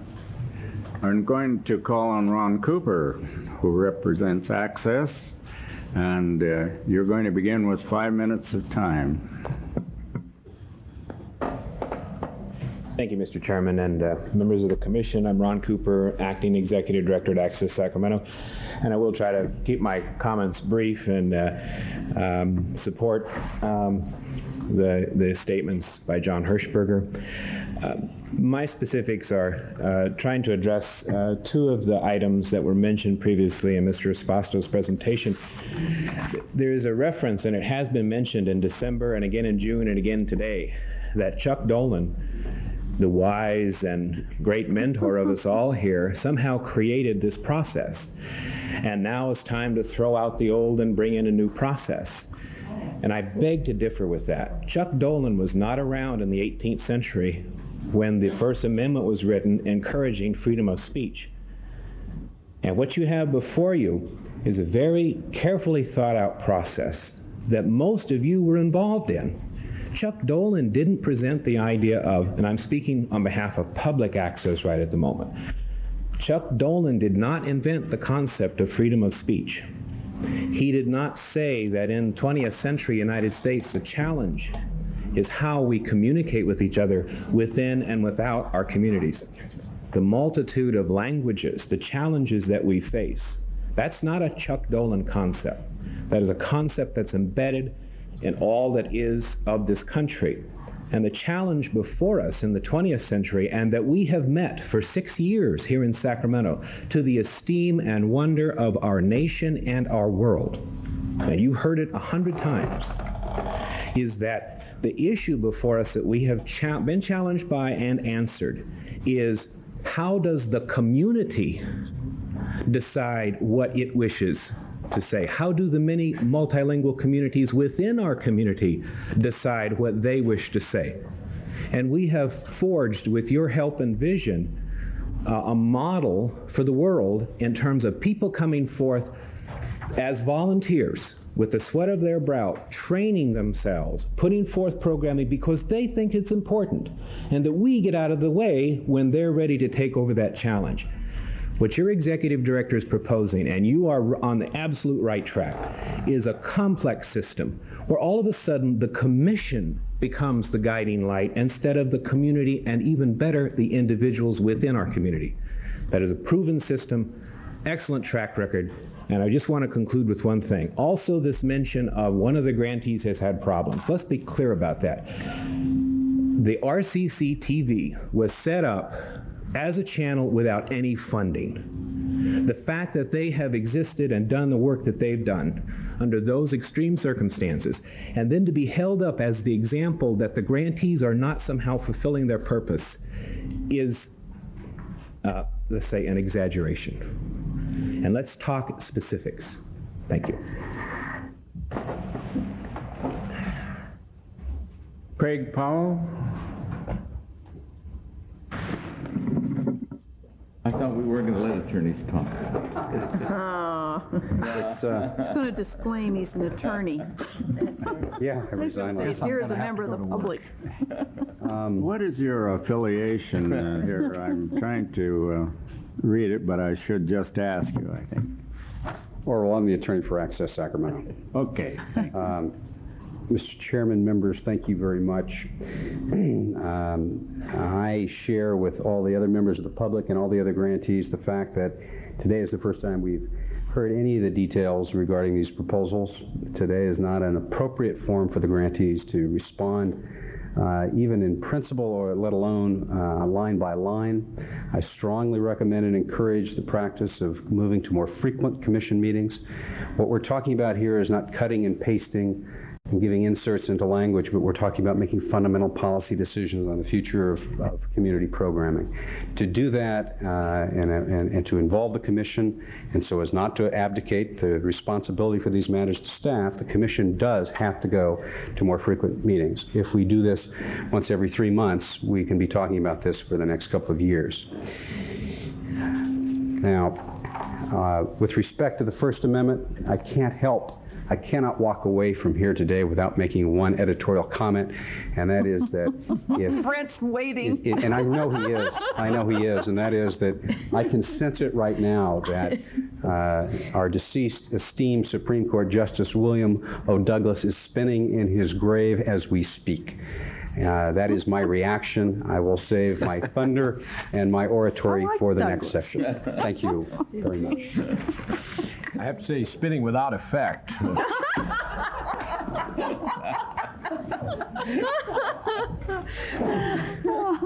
Okay, Phil Corvo, you come forward and speak for KXPR. Now, this is under the heading of Funding and Administration of Community Programming Reports. No. Oh, is it? Okay. No, Mr. Chairman, are we still on... I thought we were still on 2C. That's right. Yeah. It says. Yeah. You know, if you want to use it for a report, it's... Oh, go ahead, Phil. But You're here on... The platform is yours. I remove my introduction, and whatever you wish to say is the appropriate thing. So this isn't where we do the grantee presentation? No. Okay. Well, I'll just be very brief. I support what my colleagues said, especially John's comment in regard to getting involved in programming. As a general manager who has just removed a couple of programs from a couple of radio stations recently, I got to tell you, you really don't want to get involved in programming. So I'll just reserve my remarks for my presentation in item 3. Thank you. Okay, thank you, Bill. David Vaca, who is president of SECC. Is that under number 3 or? It's on item 3. I thought we were on item 2C. We're just, yeah. Okay. Oh, well, I made the error of assuming all of these were that. I'm out of order. Dave, would you hold on to your seat while I shuffle here for a moment? That's the end of presenters for 2C. Is there any comment or question from the Commission?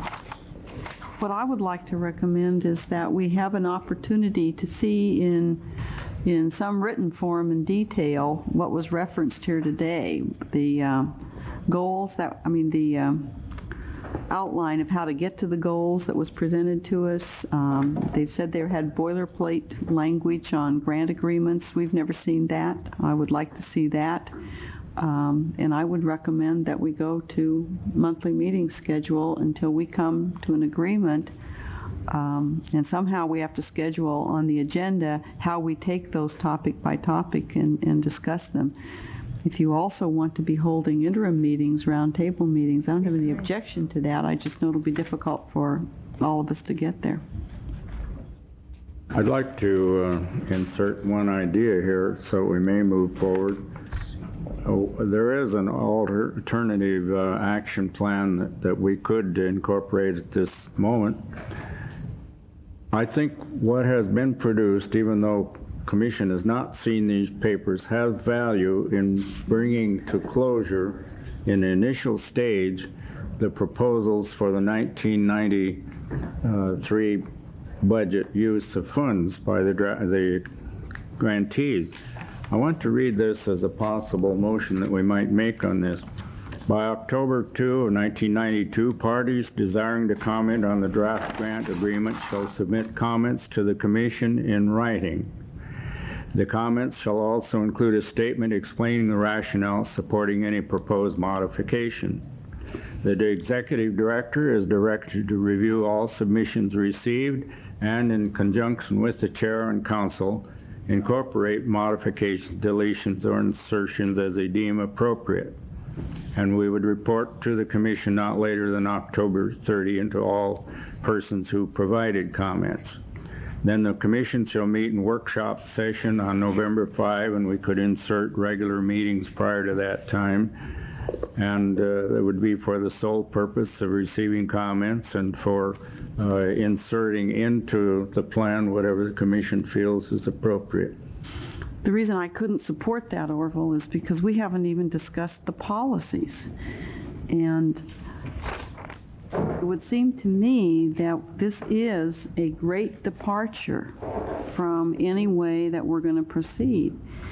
And I don't know how you can structure, perhaps we need to structure the agenda for the next meeting, and I would assume we could have a meeting each month. I don't know what we have to change. Does our lawyer tell us we have to change anything, or can we just call special meetings? Go back to monthly meetings anytime you want. Okay, so I would suggest that we hold a meeting in October, and at that meeting, we as individuals, and that includes, the grantees as well as the board members, we need copies of this material. We haven't even seen it. I mean, the only thing we've had is what was presented to us orally today and on the screen. And if there is material that exists that has grant agreements or boilerplated information, etc., I would like to see it. I'd like to see what direction. I'm not tossing everything out. I'm just saying that we owe it to the community and we owe it to ourselves as a commission to discuss these as discussion items first and finally come to a vote on which way do we want to go. Do you wish to meet? I'm going to ask two questions. Do you wish members of the Commission to meet in the month of October? Yes. I think we have to. Good Commission meeting. Yes. Can it be the first Thursday of the month, 2:30 p.m. as we now meet? Sure. Mm-hmm. That date would be October. That'd be October the 1st. October 1st, okay. Might as It well would be stick at with what we 2:30 can. and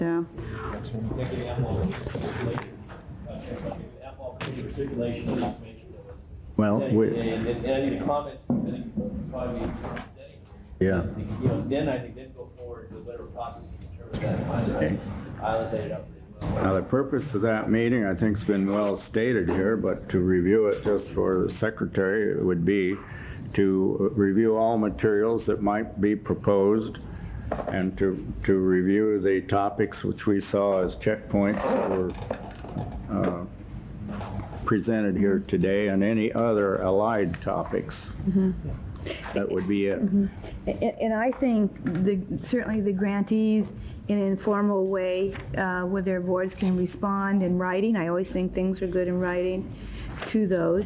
They have to have time to study them also. I don't think it has to be formal or anything, but it would be good to have that on the agenda, the material provided in the agenda, which means you have to get it to staff before, in a timely way, so that it can be added, and so that we can just look over it. But I think it can be just very informal. It doesn't have to be an extensive paper or anything, just some of your ideas in response, and then certainly questions can be asked and answered at that next meeting. All right. There is no objection to passing out these proposed forms and so on. Uh-huh.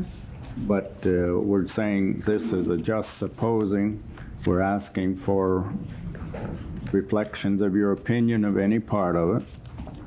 And those would be collated but not editorialized on by our staff. They'd simply be going to each commission member prior to that October 1st meeting, so that it would be a part of the packet. This would essentially be a one-topic meeting with full participation by people in the audience as well as commission.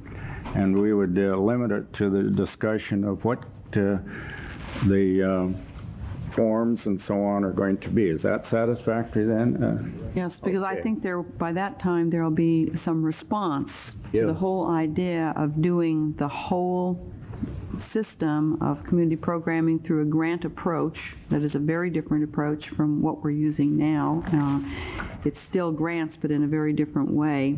And they might also want to look, though, at all of the different ideas and bullets and comment on all of them. There might be alternate ways that they might want to make suggestions to how we might best go forward in the future. Is there any other item that you wish to review, Rich, under the heading of item number 2? That closes that one? Yes. Okay. Then we're ready for item number 3, which is a summary of grantee 1991-2 reports and 1992-3 annual budget programming plan. Excuse me, may I ask council, do we need to make a formal motion for that meeting? We need a motion to call Yeah, we will need a meeting for the motion for the meeting, but our bylaws say not less than every 3 months, and I think we set them to every 3 months by motion, so we probably ought to just go through the motion to make it a regular meeting. Are we going to go back to monthly then until, for what, 3 months? I have the privilege of calling a meeting. Certainly you can call a special meeting. Absolutely. If you want it as a special meeting. That involves special notice requirements. So I don't think we need to special notice it, so I would move that we meet October 1st and go back to a monthly meeting schedule until we give our staff directions, policy direction. Mm-hmm. Second? Okay. And may I clarify that we'll keep that on the first Thursday of the month, Yes. 2:30, as long as we can find the meeting room in your schedule. Hope we haven't the lost chairman the would room. change it. Hope we haven't lost the room either. Okay. We'll have to go check. Thank you. We'll be meeting Got a Thursday motion? evenings here. I don't know whether 5 or 6 o'clock. Hopefully we'll be through by then each day. Okay, we're calling the roll then on the motion to meet on October 1st. And monthly thereafter. Motion, did we have a second? Did you have a second? Yes, I Oh, thank you, sorry. Collin? Yes. Roby? Aye. Strang? Aye. Grow? Aye. Castanis? Aye. Natoli? Aye. Fletcher? Aye. Motion carries. Grantee presentations, we'll call upon them in the order listed here. KVIE shall be first.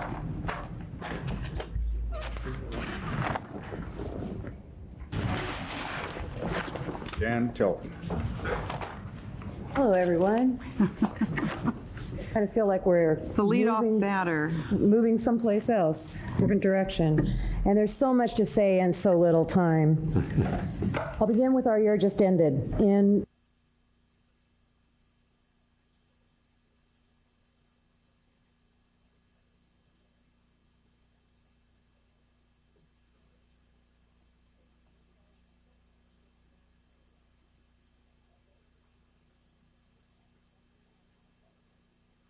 We accomplished our goals of providing local public service announcements and improving the look and quality of breaks between programs. Examples of PSAs on Channel 7 include public transportation awareness that featured some of our local celebrities here, literacy, power of teaching to recruit new teachers, college-bound, AIDS awareness, drowning prevention tips, and many, many more. We've had a wonderful response to using PSAs on the channel, and now we're just flooded with requests. I'll bet you are. Channel 7 joyfully participated with other grantees in the Joint Viewer Guide, and we're very pleased with the results. Despite the increased cost of programming and operations, the service was managed very cost efficiently, came in just under budget, and managed to reserve $15,000 for capital equipment acquisition this year. This success was due in part to the efforts of KVIE corporate staff who began in late fiscal 92 to seek program underwriting support. Our final budget reports $13,000 was earned in fiscal 92 for this purpose.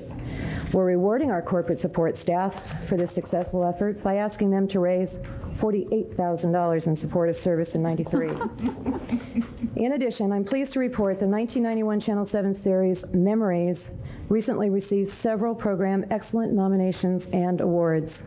Among them, the series and individual programs were nominated in the various categories for the Hometown USA Awards. The program, Gaman, The Internment Remembered, won the Hometown USA Award, the Multicultural Award. Gaman was also nominated for a regional Emmy, won a National Tele Multicultural Award, and recently received the Silver Corporation for Public Broadcasting's Award of Excellence for Multicultural Programming. And Jan, you had one of the stars of Gaman here today. I saw her out there. Mary Oh, I Sakamoto didn't know that. Great. Congratulations. Yeah, well, she was here, but I think they've already had to leave. Yeah. Oh. I'd also like to report that the Memory Series has been distributed for national broadcast and public television and to classrooms through a national cable service serving 8 million students. I'm sorry, however, to report, due to lack of funding, we're unable to continue production of that oral history series. We are now seeking independent grants so that we can resume production. On to fiscal 93. As we stated in our annual report, this is a pivotal year for KVIE Channel 7. Our most important activities will include implementation of the final phase of our multi-year technical plan and related program service expansion. A year ago, this commission directed grantees to adequately plan to ensure reliable and continued operations and further cautioned us that new or additional funding may not become available if equipment fails or becomes obsolete in the future.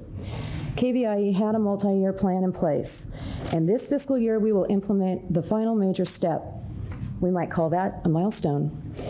This will substantially expand scheduling flexibility to further improve service to our general audiences and for convenient use. The system will be upgradable, and because it is integral to the KVIE facility, will take advantage of the advances of the PBS satellite-delivered services. In fiscal year 93, we will begin delivering 12 hours of first-place service repeated once in 24 hours. Not only will this change enhance the service value, it will make our listings so much easier to read.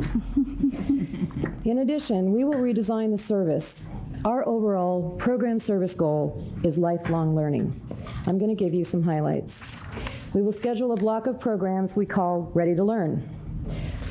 Those programs include Mr. Rogers' Neighborhood, Lamb Chop, Shining Time Station, and more. These programs prepare young children for school by teaching social values and elementary education principles.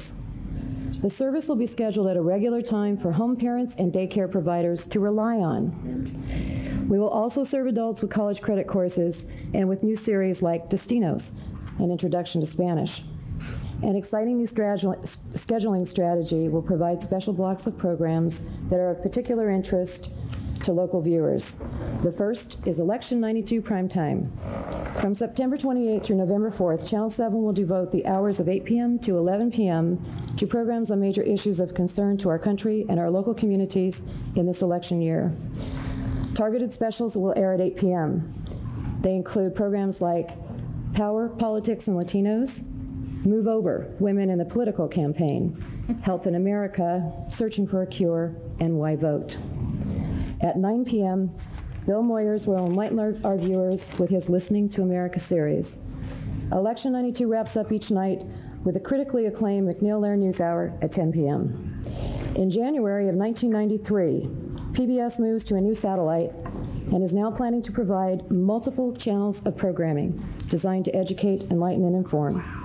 The Channel 7 service, with its new flexibility, will have direct satellite access to take advantage of those services. Excuse me. We are enthusiastic about the Channel 7 service and what we can provide this year. But as our financial analysis submitted to you on August 1st demonstrates, we have reason to be concerned about the future. Despite popular belief, just like local, state, and state government, other nonprofits and corporations, KVIE has faced serious financial challenges. In the past 18 months, we have reduced our staff 22%. We are working harder, smarter, and more efficiently. Trust me, we've become experts at doing more with less. We do it very well.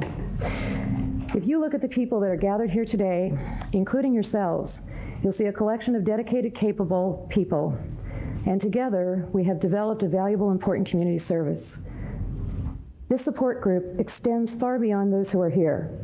An extended network of support includes schools, PBS, other educational institutions, and countless volunteers. You have developed a mature and a valuable service. As a last comment, I urge you to consider the value of this resource and to take care in preserving what you've accomplished. Any questions? Any comment or question from staff? Thank you very much, Jan. Now, Phil, we gave you an opportunity to warm up. I'm going to call you forward now officially to speak for KXPR under this heading. Thank you. Thank you, Mr. Chairman. I'm Phil Corvo, General Manager of KXPR.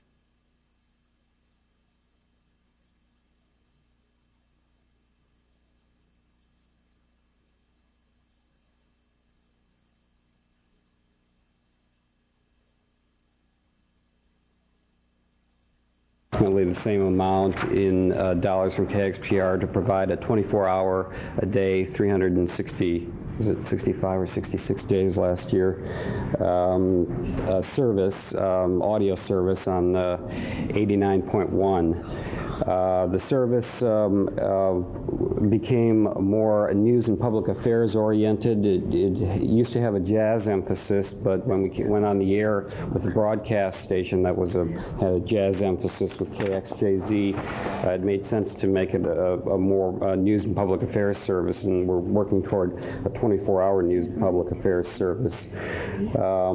The dollars went toward staff time, audit supplies, and some programming expenses. And this year we expect to continue the 24-hour service with even greater emphasis on news and public affairs programs, from repeats of what our staff does locally to BBC World Service reports. And I think it's become an excellent service. Problem is, it sort of takes a rocket scientist to figure out how to get it. Now that the digital service is in, which is very good, you have to figure out how to split the signal and hook it up to your receiver. And so one of my goals this year is to, and then this is not a dollar goal, but it's a personal goal, is to work with Rich and seeing if there are some ways that we can make the service more available, maybe underneath the Metro channel billboards. We'll work with Ron Cooper to see if we can work cooperatively with the two audio channels that are also available through Access, and to try to get to try to increase visibility and listenership of the service, which I think is really good. In fact, I listen in my office to the cable service more often than the broadcast channels. So those are our goals this year, and we hope to increase listenership and to make as great a use of the dollars which you've allocated for us as possible. And we thank you very much for that. Good question. Thanks, Phil. Yeah. Phil, have you used the technical expertise of the other grantees in terms of solving some of these problems? In terms of being able to receive the... Yeah. No, I haven't. That's an area of cooperation that you might want to tap, that would probably at least head toward the goals that we've been talking about all afternoon. Good idea. Thank you. I will. Other question or comment? Thank you, Phil. Thank you very much. Okay, Dave, we've warmed you up. It's now your turn as president of SECC. Thank you, Chairman Fletcher. I represent the Sacramento Educational Cable Consortium as their president this year. As you know, we are a true consortium. We represent all levels of education. First, K through 12. Secondly, the community colleges, and finally the university. I have 3 people with me today. We'll take about 2 minutes each, so we shouldn't take more than our allotted time, who will help me describe the kinds of activities that we're involved in. You have received from us our financial report and evaluation, our budget and programming plan for 92-93, and the one covered in yellow, SECC overview. I hope you have a chance to read especially the overview, as it's a good description of the activities that we did this year. Before I introduce other members of our board, though, I would like to call attention to comments that I made in a cover letter that I sent with these documents. SECC has been honored as the best educational access corporation in the United States. On July 16th, SECC received the Overall Excellence in Education Award from the National Federation of Local Cable Programmers. This award recognizes not only the outstanding programming that SEC offers, but on its 2 channels, but also the multitude of services provided. There is a dramatic increase in programming and services despite no increase in commission funds this year. The above increase in programming is due to the increased support of SEC members through grants and corporate underwriting. SECC will be offering an average of 16 hours a day of programming per channel, equivalent of 6 a.m. to 10 p.m., 7 days per week. Approximately 1,500 students enrolled in courses by cable from the Los Rios Community College District. And finally, live classes for credit have begun for high schools. As I said, we have 3 members who will represent each of those 3 areas in our consortium. First, I'd like to introduce George Nicholson, who is a curriculum specialist in technology with the Elk Grove School District. Thank you.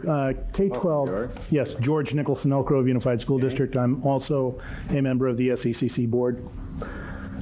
K-12 television programming in our area, live broadcast television, is in its infancy. And Elk Grove last year put on a geometry broadcast directed to 8th grade junior high school students to receive geometry. Geometry is usually taught in the 10th grade. We have a number of students who were unable to attend because of transportation problems and scheduling problems high school. And what we did was we wrote a grant through the State Department, the Technology Department, AB 1470, and in cooperation with Cosumnes River College, Los Rios Unified, Los Rios, and CSUS, we managed to broadcast live geometry classes, put it on SECC, and reached the students both at home to receive the instruction because they were off track, and also while they were in school. We're doing the same thing this year, and instruction began on Monday. This year, San Juan will be broadcasting approximately 20 hours of live instruction directed toward high school students. Elk Grove, again, will, as I said, will be broadcasting geometry, and we will also be offering pre-algebra to 6th grade students. Last year we offered pre-algebra for 1 month, and it was received by about approximately 600 students. I am in the position of receiving phone calls from parents and from students during the course of the day, and I've got a couple of anecdotes that I'd like to relate to you. I received a phone call from a grandfather who was beaming because pre-algebra instruction allowed him to get closer to his grandchild at home. The grandfather taped the broadcast and then worked with the student on the pre-algebra instruction. I had a father call just last week talking about the getting ready to receive the geometry broadcast that we were preparing to put on, saying that his daughter was confined to home, and this was an opportunity for her to receive geometry instruction. He was very thrilled about that. I have to tell you that we're not commercial broadcast. We're kind of warts and all live broadcasting, but the instructional techniques are sound. The students are learning, and we really appreciate SECC's assistance with that.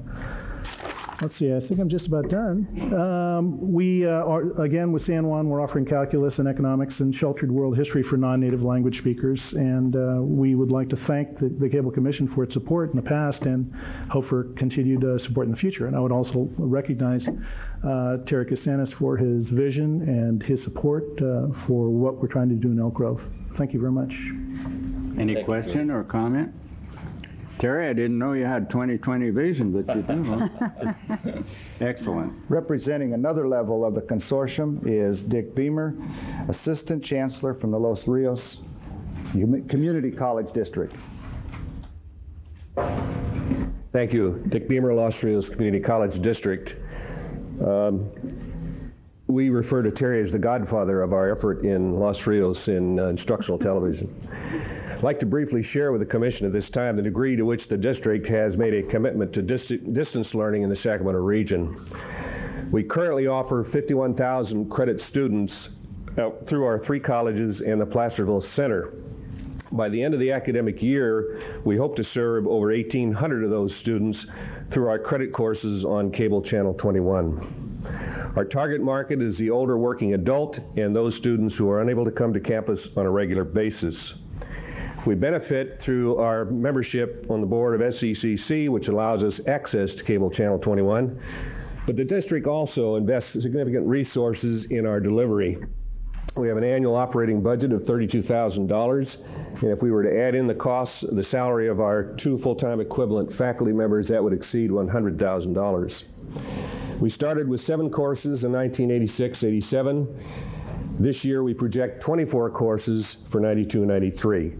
We find it to be an extremely cost-effective instructional delivery system. We value the opportunity to participate. Thank you. Thank you. And representing our final level from the university, from the California State University, Sacramento, is Robert Arianes, Dean of Regional and Continuing Education. That's an impressive title, Bob. Oh, thank you. Thank you for the opportunity to say a few words to you about our participation.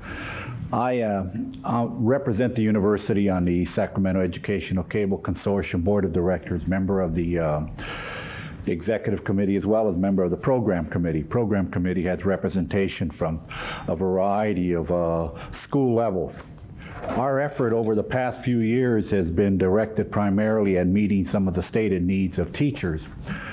For example, as new curricular demands arose, we have tried to help the teachers prepare for those by obviously providing faculty various activities, some of which have been described by individuals just before me.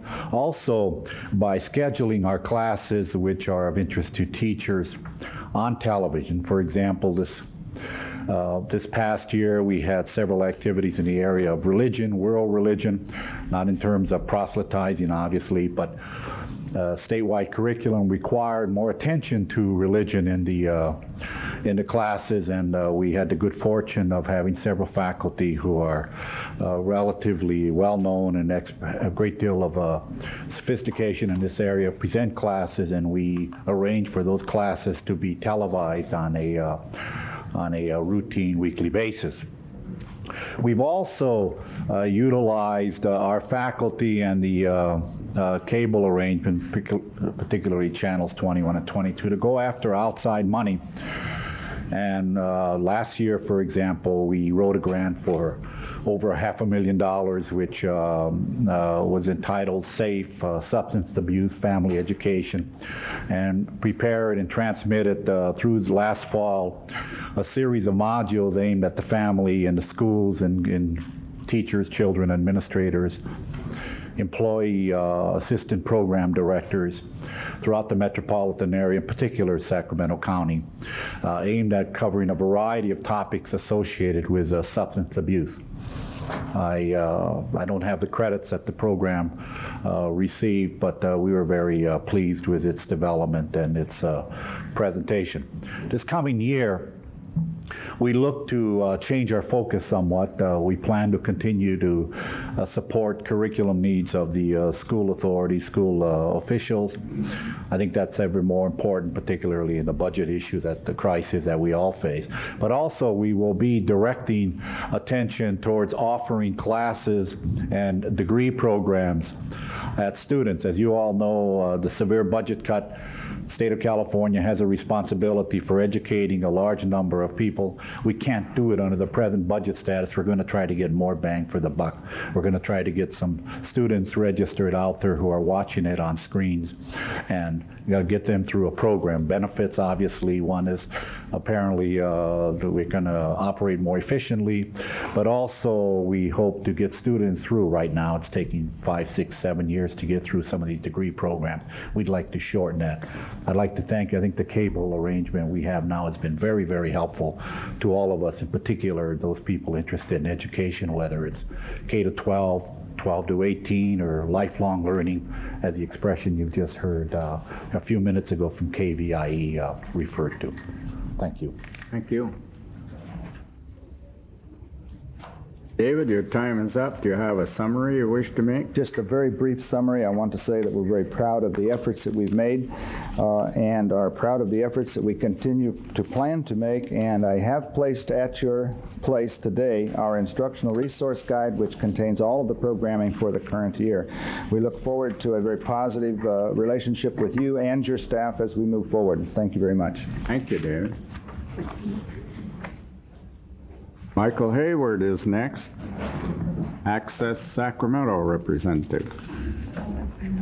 Thank you, Mr. Chairman. My name is Michael Hayward, and I'm chair of the Board of Access Sacramento. Ron Cooper is going to give you the nuts and bolts of our programming plan, but I just want to say a few words very briefly, all within our 10 minutes. First of all, I'd like to thank the Commission. If you've done nothing else this afternoon, you've made it possible for me to sleep easier tonight than I did last night. Secondly, as a former broadcaster, I can tell you that our profession is very much like your profession. If you're doing something wrong, you're going to hear from the public and hear loud and clear. I've been involved on the fringes of the recent situation that started with the Asian community, and I am delighted personally to see that there is a good compromise in place now on Channel 2. Naturally, with a community that 2 channels.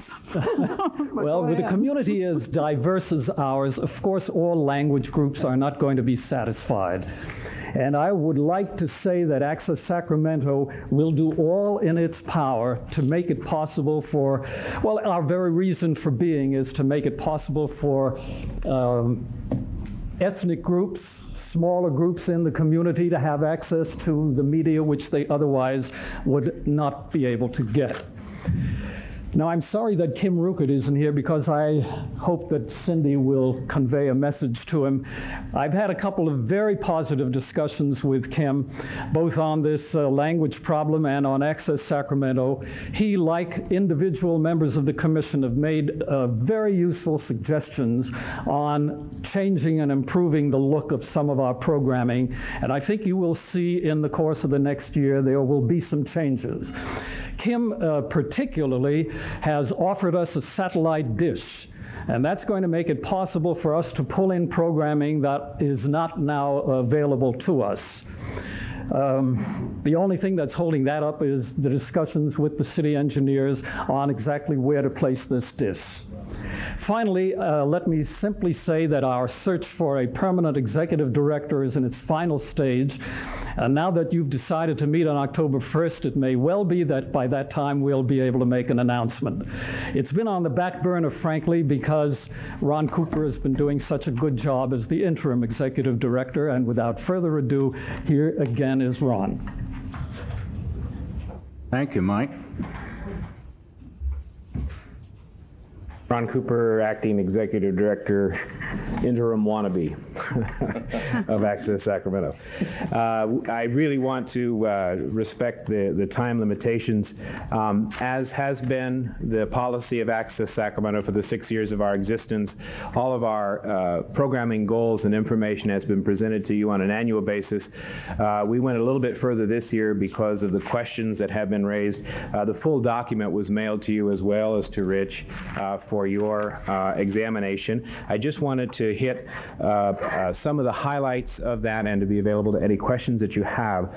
I think it's very important to keep in mind, as I was referring before, what is the mission statement of Access Sacramento, and in fact, what is public access, which is a very unique entity. And I really can't emphasize enough how both the wisdom of this commission and other members not here joined with some very bright and very courageous volunteers in our community have forged a model for the world.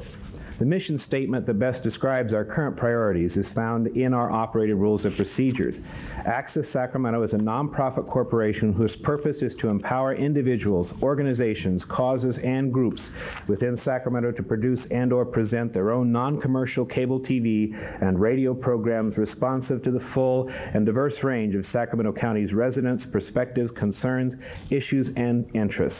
Access Sacramento coordinates outreach, training, production, playback, and promotional activities to achieve these goals.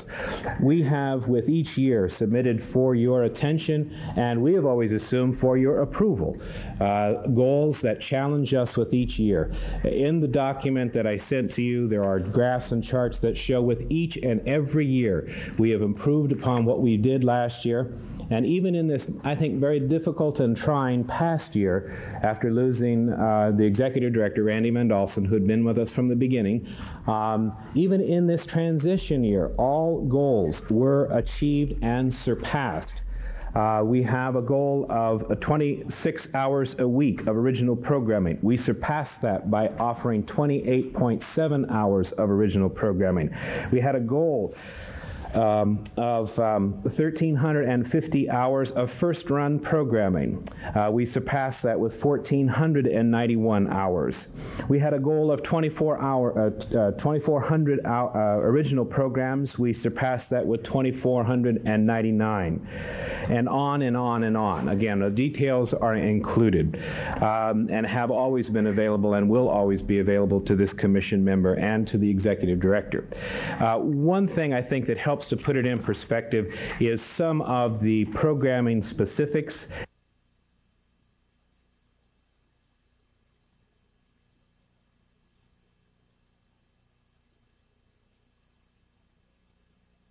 Communities within our community. I think there are some folks here today with us.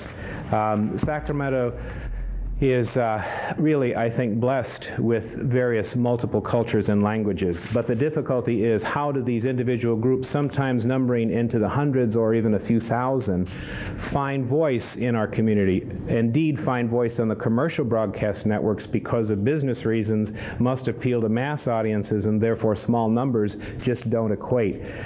Access Sacramento has always reached out, but in particular, every Tuesday night now we produce a program called Sacramento Cultures, which is a program in the language that of that given people. We have already done programming in Vietnamese and Russian and Hmong and on and on and on, Chinese and so forth. And we will continue to do that. Our plan in the future is to buy a captioning device, not only because of the American Disabilities Act for our hearing impaired viewers, but also, very importantly, for our English-speaking only viewers to listen to what the Vietnamese group or what the Russian group has to say and what are the issues for that community, because we share their interests, though maybe we don't share their language. We expect to see increased mobile van productions. One of the challenges of this, of course, is, as all of our activities are, they're volunteers. That's a lot of work to take the van out, but with the help of Cosumnes River College, our continuing partner in training, they are offering a class in sports casting that's going to mean regular sports programming coming out of Cosumnes River College, which means also greater trained van crews. Look for programming from Christian Brothers High School along the same vein. Mr. Spastos proposed the idea of, with the conflict on Tuesdays of Dalton Folsom meetings and the request by Sacramento City Schools, so we're exploring the possibility of the van being used for those school board meetings. Wednesday night, live wire, half hour. Some of you have been on the program during the upcoming months. We'll focus on political issues. It's a live call-in show every Wednesday from 6 to 6:30. Thursday nights, underground programming by and for young people, and the list goes on and on. This is programming that Access Sacramento has in its welcome mat. Observe that it is difficult to provide through the volunteer mechanism. The volunteer mechanism, however, provides a variety of music programs, health-related programs, talent-related programs. We've reported all this many times before. Just in conclusion, so that you have a sense, I think, of apples-to-apples comparison, I must say something. We have the honor of going last in this presentation. The other grantee groups, which we really prefer at this point to be called nonprofit programming organizations. I wish that we could get away from this parental authority concept. We are professionals, we are colleagues, and we work together, all of us, Mr. Esposito, the commission, the community, and the volunteers, to achieve all of the goals. This is not adversarial, it never has been. And the accolades that have come before you in the last 40 minutes are something that we should all treasure as a unique aspect of our community. And when it comes to financing and fundraising, I put a green sheet up on your paper because I find it very interesting. This was a document that we didn't create, so it's not self-serving, at least in its creation anyway. This was a document that was put together as an analysis by Columbus, Ohio Access Center. And what they did was they did an analysis. Your time has expired. All right. All I'm saying is that if you'll notice down at the bottom there's Sacramento, California, public access, 19 cents per subscriber. And you can see for yourself the rest of the listing. Note Fairfax County, Virginia, which proudly claims 89 hours of original programming a month. We average 126.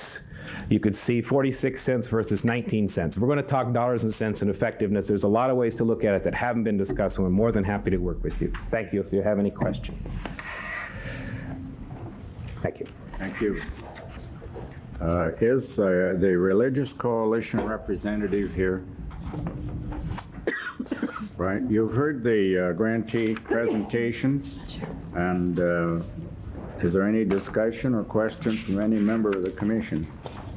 I have a question about the budget. We did extend the budget, I think, at our last meeting to June. Yeah. Is that correct? Yes. So in terms of action, we'll be adopting budget through what June. you heard today. Right. Yes, we'll be adopting the resolution. Second page. And we have a resolution in here. We would include in my copy, we have also included the Religious Coalition. Yeah, we did. Yes, we have that corrected copy also in terms of, although we don't do any budgeting in terms of money. What we're asking is a motion to adopt attachment number 1, that with that resolution. change, yes, I would so move. Second. Moved and seconded to adopt the resolution approving grantee 1992-93 budget and programming plans. Resolution number 92-. Is there any discussion? Call the roll. Collin? Yes. Roby? Yes. Strang? Aye. Grow? Aye. Castanis? Aye. Natoli? Aye. Fletcher? Aye. Motion carries. Thank you. One final comment. You know, today might give the impression that this is all dollars and cents and we're wound up in it. We're even confused at certain points as related to grantee funds, but never doubt for one moment but that this commission has through the years spoken not only in favor of the grantees and the programs that exist in this county, but we're also very proud of it. It's one of our products as well as one of your products, and we take great pride in it. We take pride in the fact that we're recognized nationally for what this county's people are doing insofar as community programming, community access. And when you walk out of here today, remember that rather than we're having some difficulties defining just how funds are going to be distributed. Now, we just took an act which says that this year's funds have been adopted officially, and we're talking now about July 1st, 1993, and from that date forward when we next meet. So thank you, volunteers, employees, board members, all of those who have had a part in the pride that we share with you as a cable commission. And we're ready for item number 4, Hometown Video Awards. I think this is a good lead-in from what I just commented, and that is the Hometown USA Video Festival is the largest and most diverse cable programming competition in the United States, receiving over 2,000 entries. 3 awards were received locally in the 1992 competition. SECC was awarded the Overall Excellence in Education Access honor for the second time in a row, second year, and 2 volunteer access community programmers received winning status. I'm going to make the comments and then we'll make the presentation in just a moment. Julie Braley was honored in the documentary profile category, and Leslie Fink was honored in the ethnic cultural expression category. And by transmission of these resolutions, SECC, Julie Braley, and Leslie Fink are to be congratulated. And I'm going to ask our vice chairperson, Isla Collin, if you, as I read these, we will ask you to step down there and make the presentation in our behalf. Would you be willing to do that? All right. First of all, Orville, you didn't frame them. They must be framed. we don't frame people, we don't frame documents. First of all, to SECC, Mike, would you like to, David, would you like to come forward and receive this resolution honoring the accomplishment which you have received? Isla, take over. Okay, I don't think I'm going to have to go through all the whereases, but I know that it does give all of us a great deal of pleasure to present this to you in terms of the overall excellence in educational access honor, and it brings a lot of honor to our community, so we really appreciate it. Thank you very much. And I'm sorry we didn't get it framed. We're going to bill I'll Orville find for a this. frame. You're going to bill Orville for the frame? Okay, personally.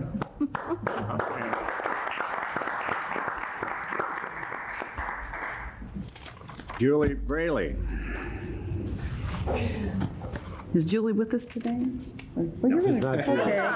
Okay. Julie was here but had to leave. Well, you sure didn't look like Julie, but okay. But then this is she produced Sweet Harmony, the designated winner in the documentary profile category, so be sure and give her our congratulations. Again, this brings a great deal of honor on the whole community to have these awards, so thank you very much, Ron. Great. Leslie Fink is not here, and so you're now Leslie Fink. Leslie Fink, let's see, oh. I see he also gets 2 extra copies. Get this. Okay, and on behalf of Leslie Fink, we'll make the same presentation and the extra copies. Thank you very much. Thank you.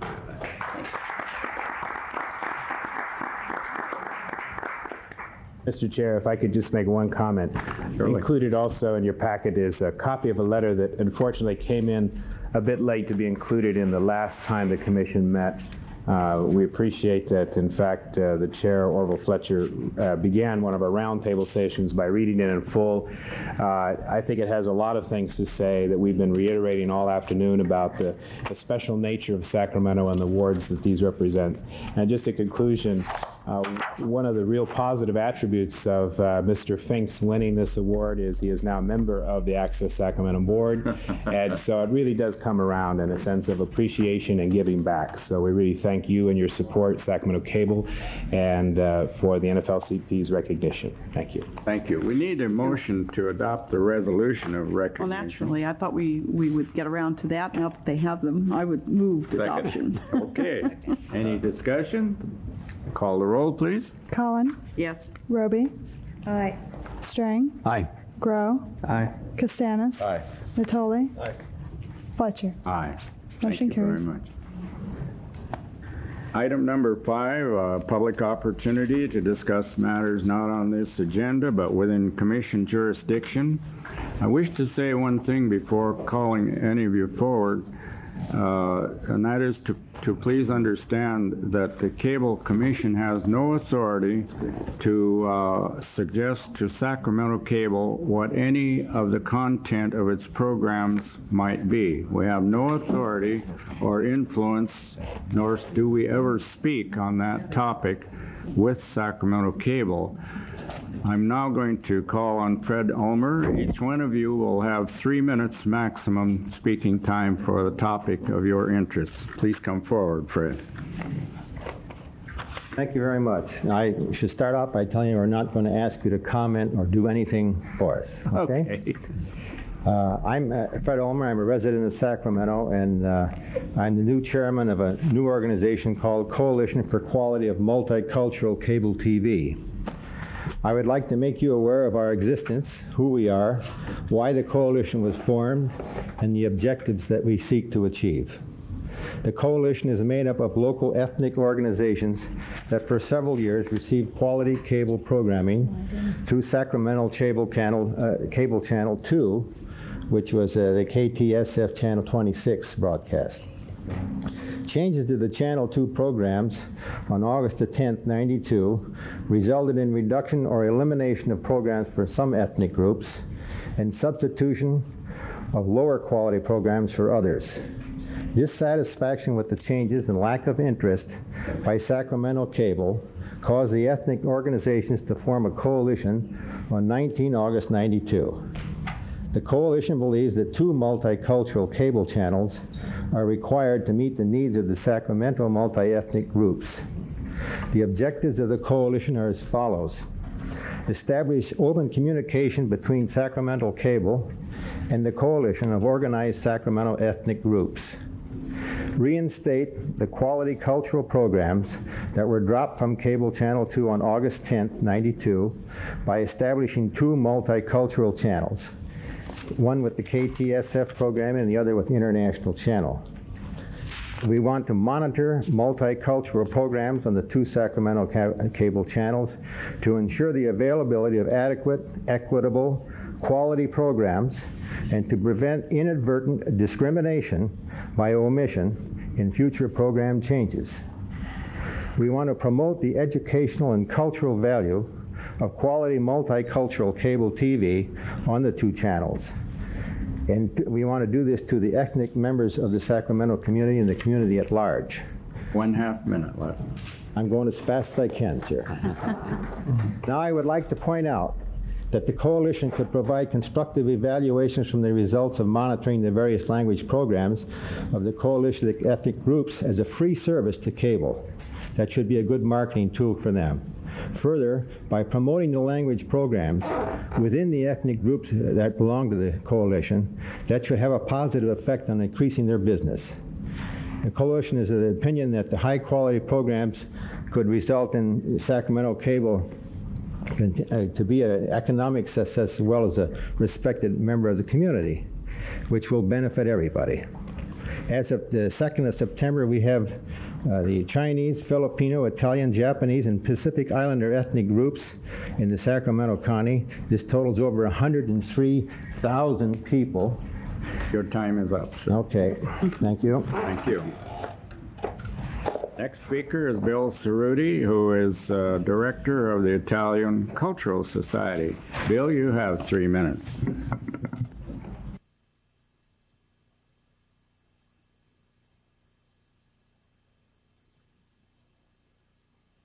I don't want the false impression left here that somehow there is a satisfactory settlement of the changes on cable television.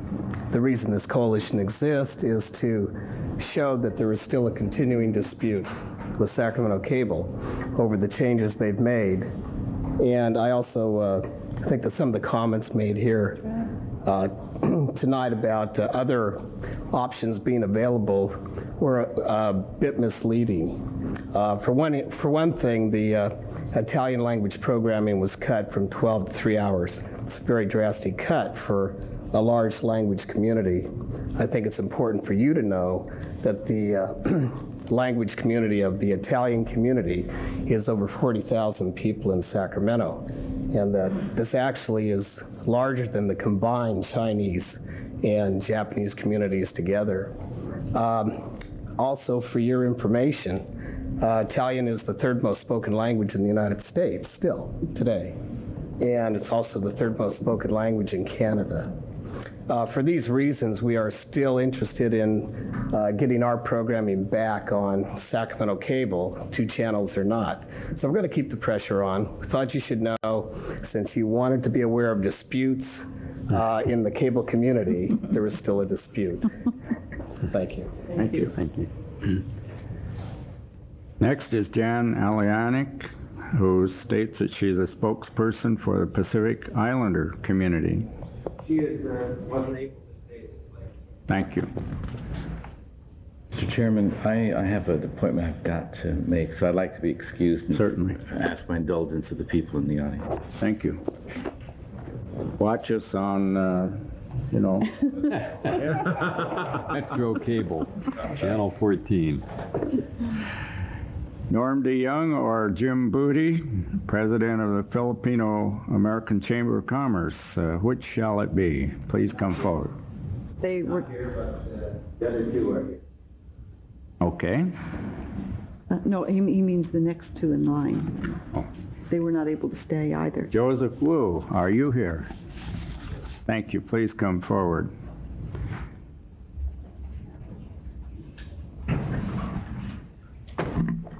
My of Sac State in multicultural program and business ethics. And I already spoke for several times regarding the issue. I'm going to give some specifics. I compare very carefully the international channel with KTSF. I'm going to compare on these 3 points. Number 1, international channel doesn't have any editing. Many programs remain unfinished. And even when the person said, okay, I will come back in a moment, but it never came back. No heading to indicate as what the program, what is going on. And also the ads suddenly appeared very intrusive, while KTSF use our own language, translated into our own language, or use Chinese characters to indicate what it is. So many of the viewers feel very uncomfortable, even getting nervous when viewing international channel. Many of the international channel programs are either ecliptic, fragmentary, destroying, and even incoherent. Second point, many of the programs are outdated, like the one on August the 28th this year, still talk about the Persian Gulf, and the Persian Gulf was still going on there. And they were talking about one thing, Chinese New Year is identical with the Valentine's Day. I don't know what year it is. And the best program provided by international channels seems to be the cooking program. However, I watched one of them. They told us to defrost the frozen food by putting in a wok and some water there to steam it. They even didn't know the existence of microwave. 1 minute. Okay. All right. The third point, those kind of pay time, we call pay means nonsense, okay? The pay time, the interviews are cheaply done. And for one time, for example, they got several Chinese musicians up there, and the quality is totally bad. And then I already said, I'm a professor of Sac State. I could have the Sac State students to perform much better. And then later, when they explain where they are from, they are students from mainland China. Probably they don't give them a dime. Now, Sacramento TV has taken away the French Fact restaurant and replaced with it is the Price Club frozen egg roll to fool the customers. I don't request you people to order them to change the program. They reduce the program. They should reduce the fee. That's what I request. Thank you. Thank you. Thank you. Jiang Wan. Vice President, oversees Chinese Business and Professional League. My name is Chen Wen. I'm a professor at Sacramento State University. I serve several Sacramento Chinese community organizations. In the past few weeks, there have been articles and news releases portraying the current arrangement on Channel 2 as satisfactory to all parties. I suggest that the current situation still has many problems and questions to be resolved. I'd like to address one specific issue which is still very important to the Sacramento Chinese community, that is the quality of the Chinese programs provided by the international channel. With assistance from Councilman Tom Chin, several representatives of the Asian communities met with Mr. Kim Ruker and Mr. George Leitner, who is the Senior Vice President of International Channel, on July 16 and July 24 at the Sacramento Cable office to discuss some of the major concerns from the Asian communities. During those two meetings, Mr. Leitner agreed to establish a program advisory panel in Sacramento that will provide direct inputs and comments regarding the quality of the program. I personally received a letter from Mr. Leitner on July 30 in which he promised to send me a draft for the organization of the panel the following Monday. I regret to inform you that at this moment I have not heard from Mr. Leitner again on this issue. No other Asian representatives who were at those two meetings have received any information either. I just heard earlier this afternoon from Ms. Cindy Simonson that we could call the international channel regarding the advisory panel. And this is the first time I've heard of this particular suggestion. And it is an extremely unfortunate development because I understand that Sacramento Cable has made a long-term commitment to the international channel. We sincerely hope that Mr. Ruker will personally ask Mr. Leitner to fulfill his promise to establish a formal program advisory panel as soon as possible. If Mr. Leitner refuses to honor his promise, we hope Mr. Ruker will establish an advisory panel for the Sacramento Cable itself. 1 minute. Thank you. I'm personally concerned with the quality programming because I've been teaching and doing consulting in quality management in the last few years. In many situations, statistics such as number of complaints are not true measures of customer satisfaction. This is especially true for the Channel 2 viewers, since many of them have limited English-speaking capabilities. I hope that Sacramento Cable will be as interested in the quality of its programs as the number of hours on the air in the future. I thank the Commission for allowing me to speak at this meeting. Thank you. Thank you. Andy Noguchi, President of the Florin JACL. Good afternoon. My name is Andy Noguchi. I'm the president of the Florin Japanese American Citizens League, and I thank you for this opportunity to briefly address the commission here. I think everyone's aware of the situation of trying to improve the multilingual quality television programs over cable. And first of all, I'd like to thank a number of people, members of the community who are attending here, who have been very active in expressing their concerns. We all hear so much about apathy and lack of involvement. That definitely hasn't been the situation here, and I think you've all had the experiences and seen people's involvement here. Secondly, I'd like to commend a lot of the political leaders in the Sacramento area. Many as individuals, not as a commission as a whole, have been expressing their concern to Sacramento Cable TV, have been involved in helping negotiations along to try to get some improvements in the type of coverage that comes over. So instead of taking a stand back approach to things, many of the political leaders have been taking a very important role in this whole process, and we thank people publicly for that. In the process of working with different ethnic groups inside of the Sacramento area, we've had the pleasure of working with the Chinese community, the Italian community, Filipino communities, Jewish communities, many others. In the process of reaching some sort of a compromise, so to speak, on this cable TV issue, we have learned about many of the concerns of the Italian community, the Filipino American communities, the Chinese communities. We think there's still a great room for improvement as far as multilingual programming. And our basic question goes back to the whole thing of There's a great need out there. Why should multilingual programming be restricted to one particular channel? We think there should be 2 channels to satisfy that need. We call in Sacramento Cable TV to evaluate that and reconsider that in the future. In the meanwhile, we offer ourselves and our assistance in working with all the different parties involved, and we will offer suggestions on improving the multilingual coverage. Specifically, I guess for Ms. Simonson as acting general manager, there's been some concerns about the scrolling on Channel 4 not being up to date. 1.5 minutes. So we wish that could be improved because currently the scrolling previews do not reflect the accurate schedule of programs, especially Monday through Friday, 9 to 12, and Saturday and Sunday, 7 o'clock to 12 o'clock. So I think that would be one small step that Sacramento Cable can easily make. And I thank you for your time. Thank you. Thank you very much. We do thank you for sharing your views with us. This is one window into this kind of area of messaging, whatever you wish to call it, and while we may not comment, we are good listeners. Yes?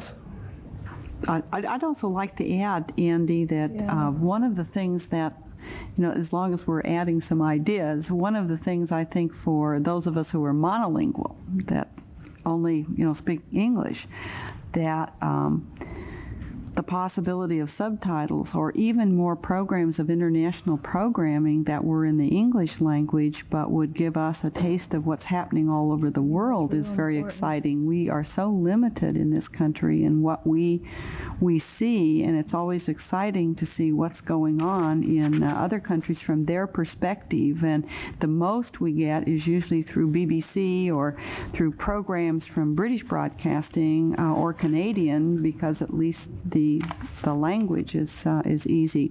The language is a big barrier when you're trying to understand international events if you never see it from any perspective but the perspective of this country. And, that's why we probably have to come back down so the microphone can pick you up. But I just like to. I guess that was one of the reasons that people happen to like the subtitling on some of the Japanese programs too, for people who aren't that fluent in Japanese, and people having an opportunity to share the culture. So I think that would be another way to improve the programming. I was pleased to hear the comments from Access Sacramento that they're looking into securing the equipment to do so. I think that'd be a great addition. I think maybe that's what Ron was going to address. As chairperson, I'm going to say now that we have concluded the formal portion of our schedule.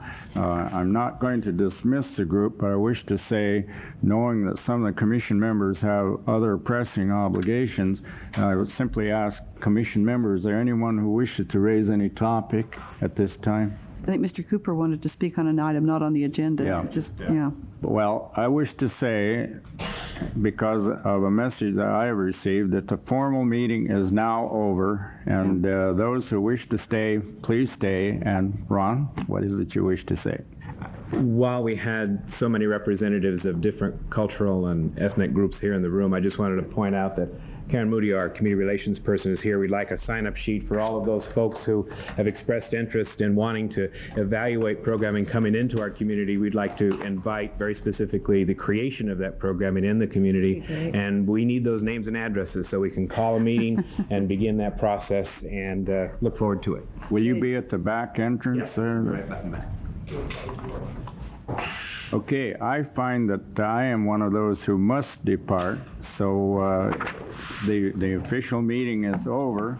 I would say if you have anything to say it informally to those persons here, but the meeting is adjourned. And I appreciate Supervisor Collins' comment on international program, but I would like to say there's an American viewpoint, because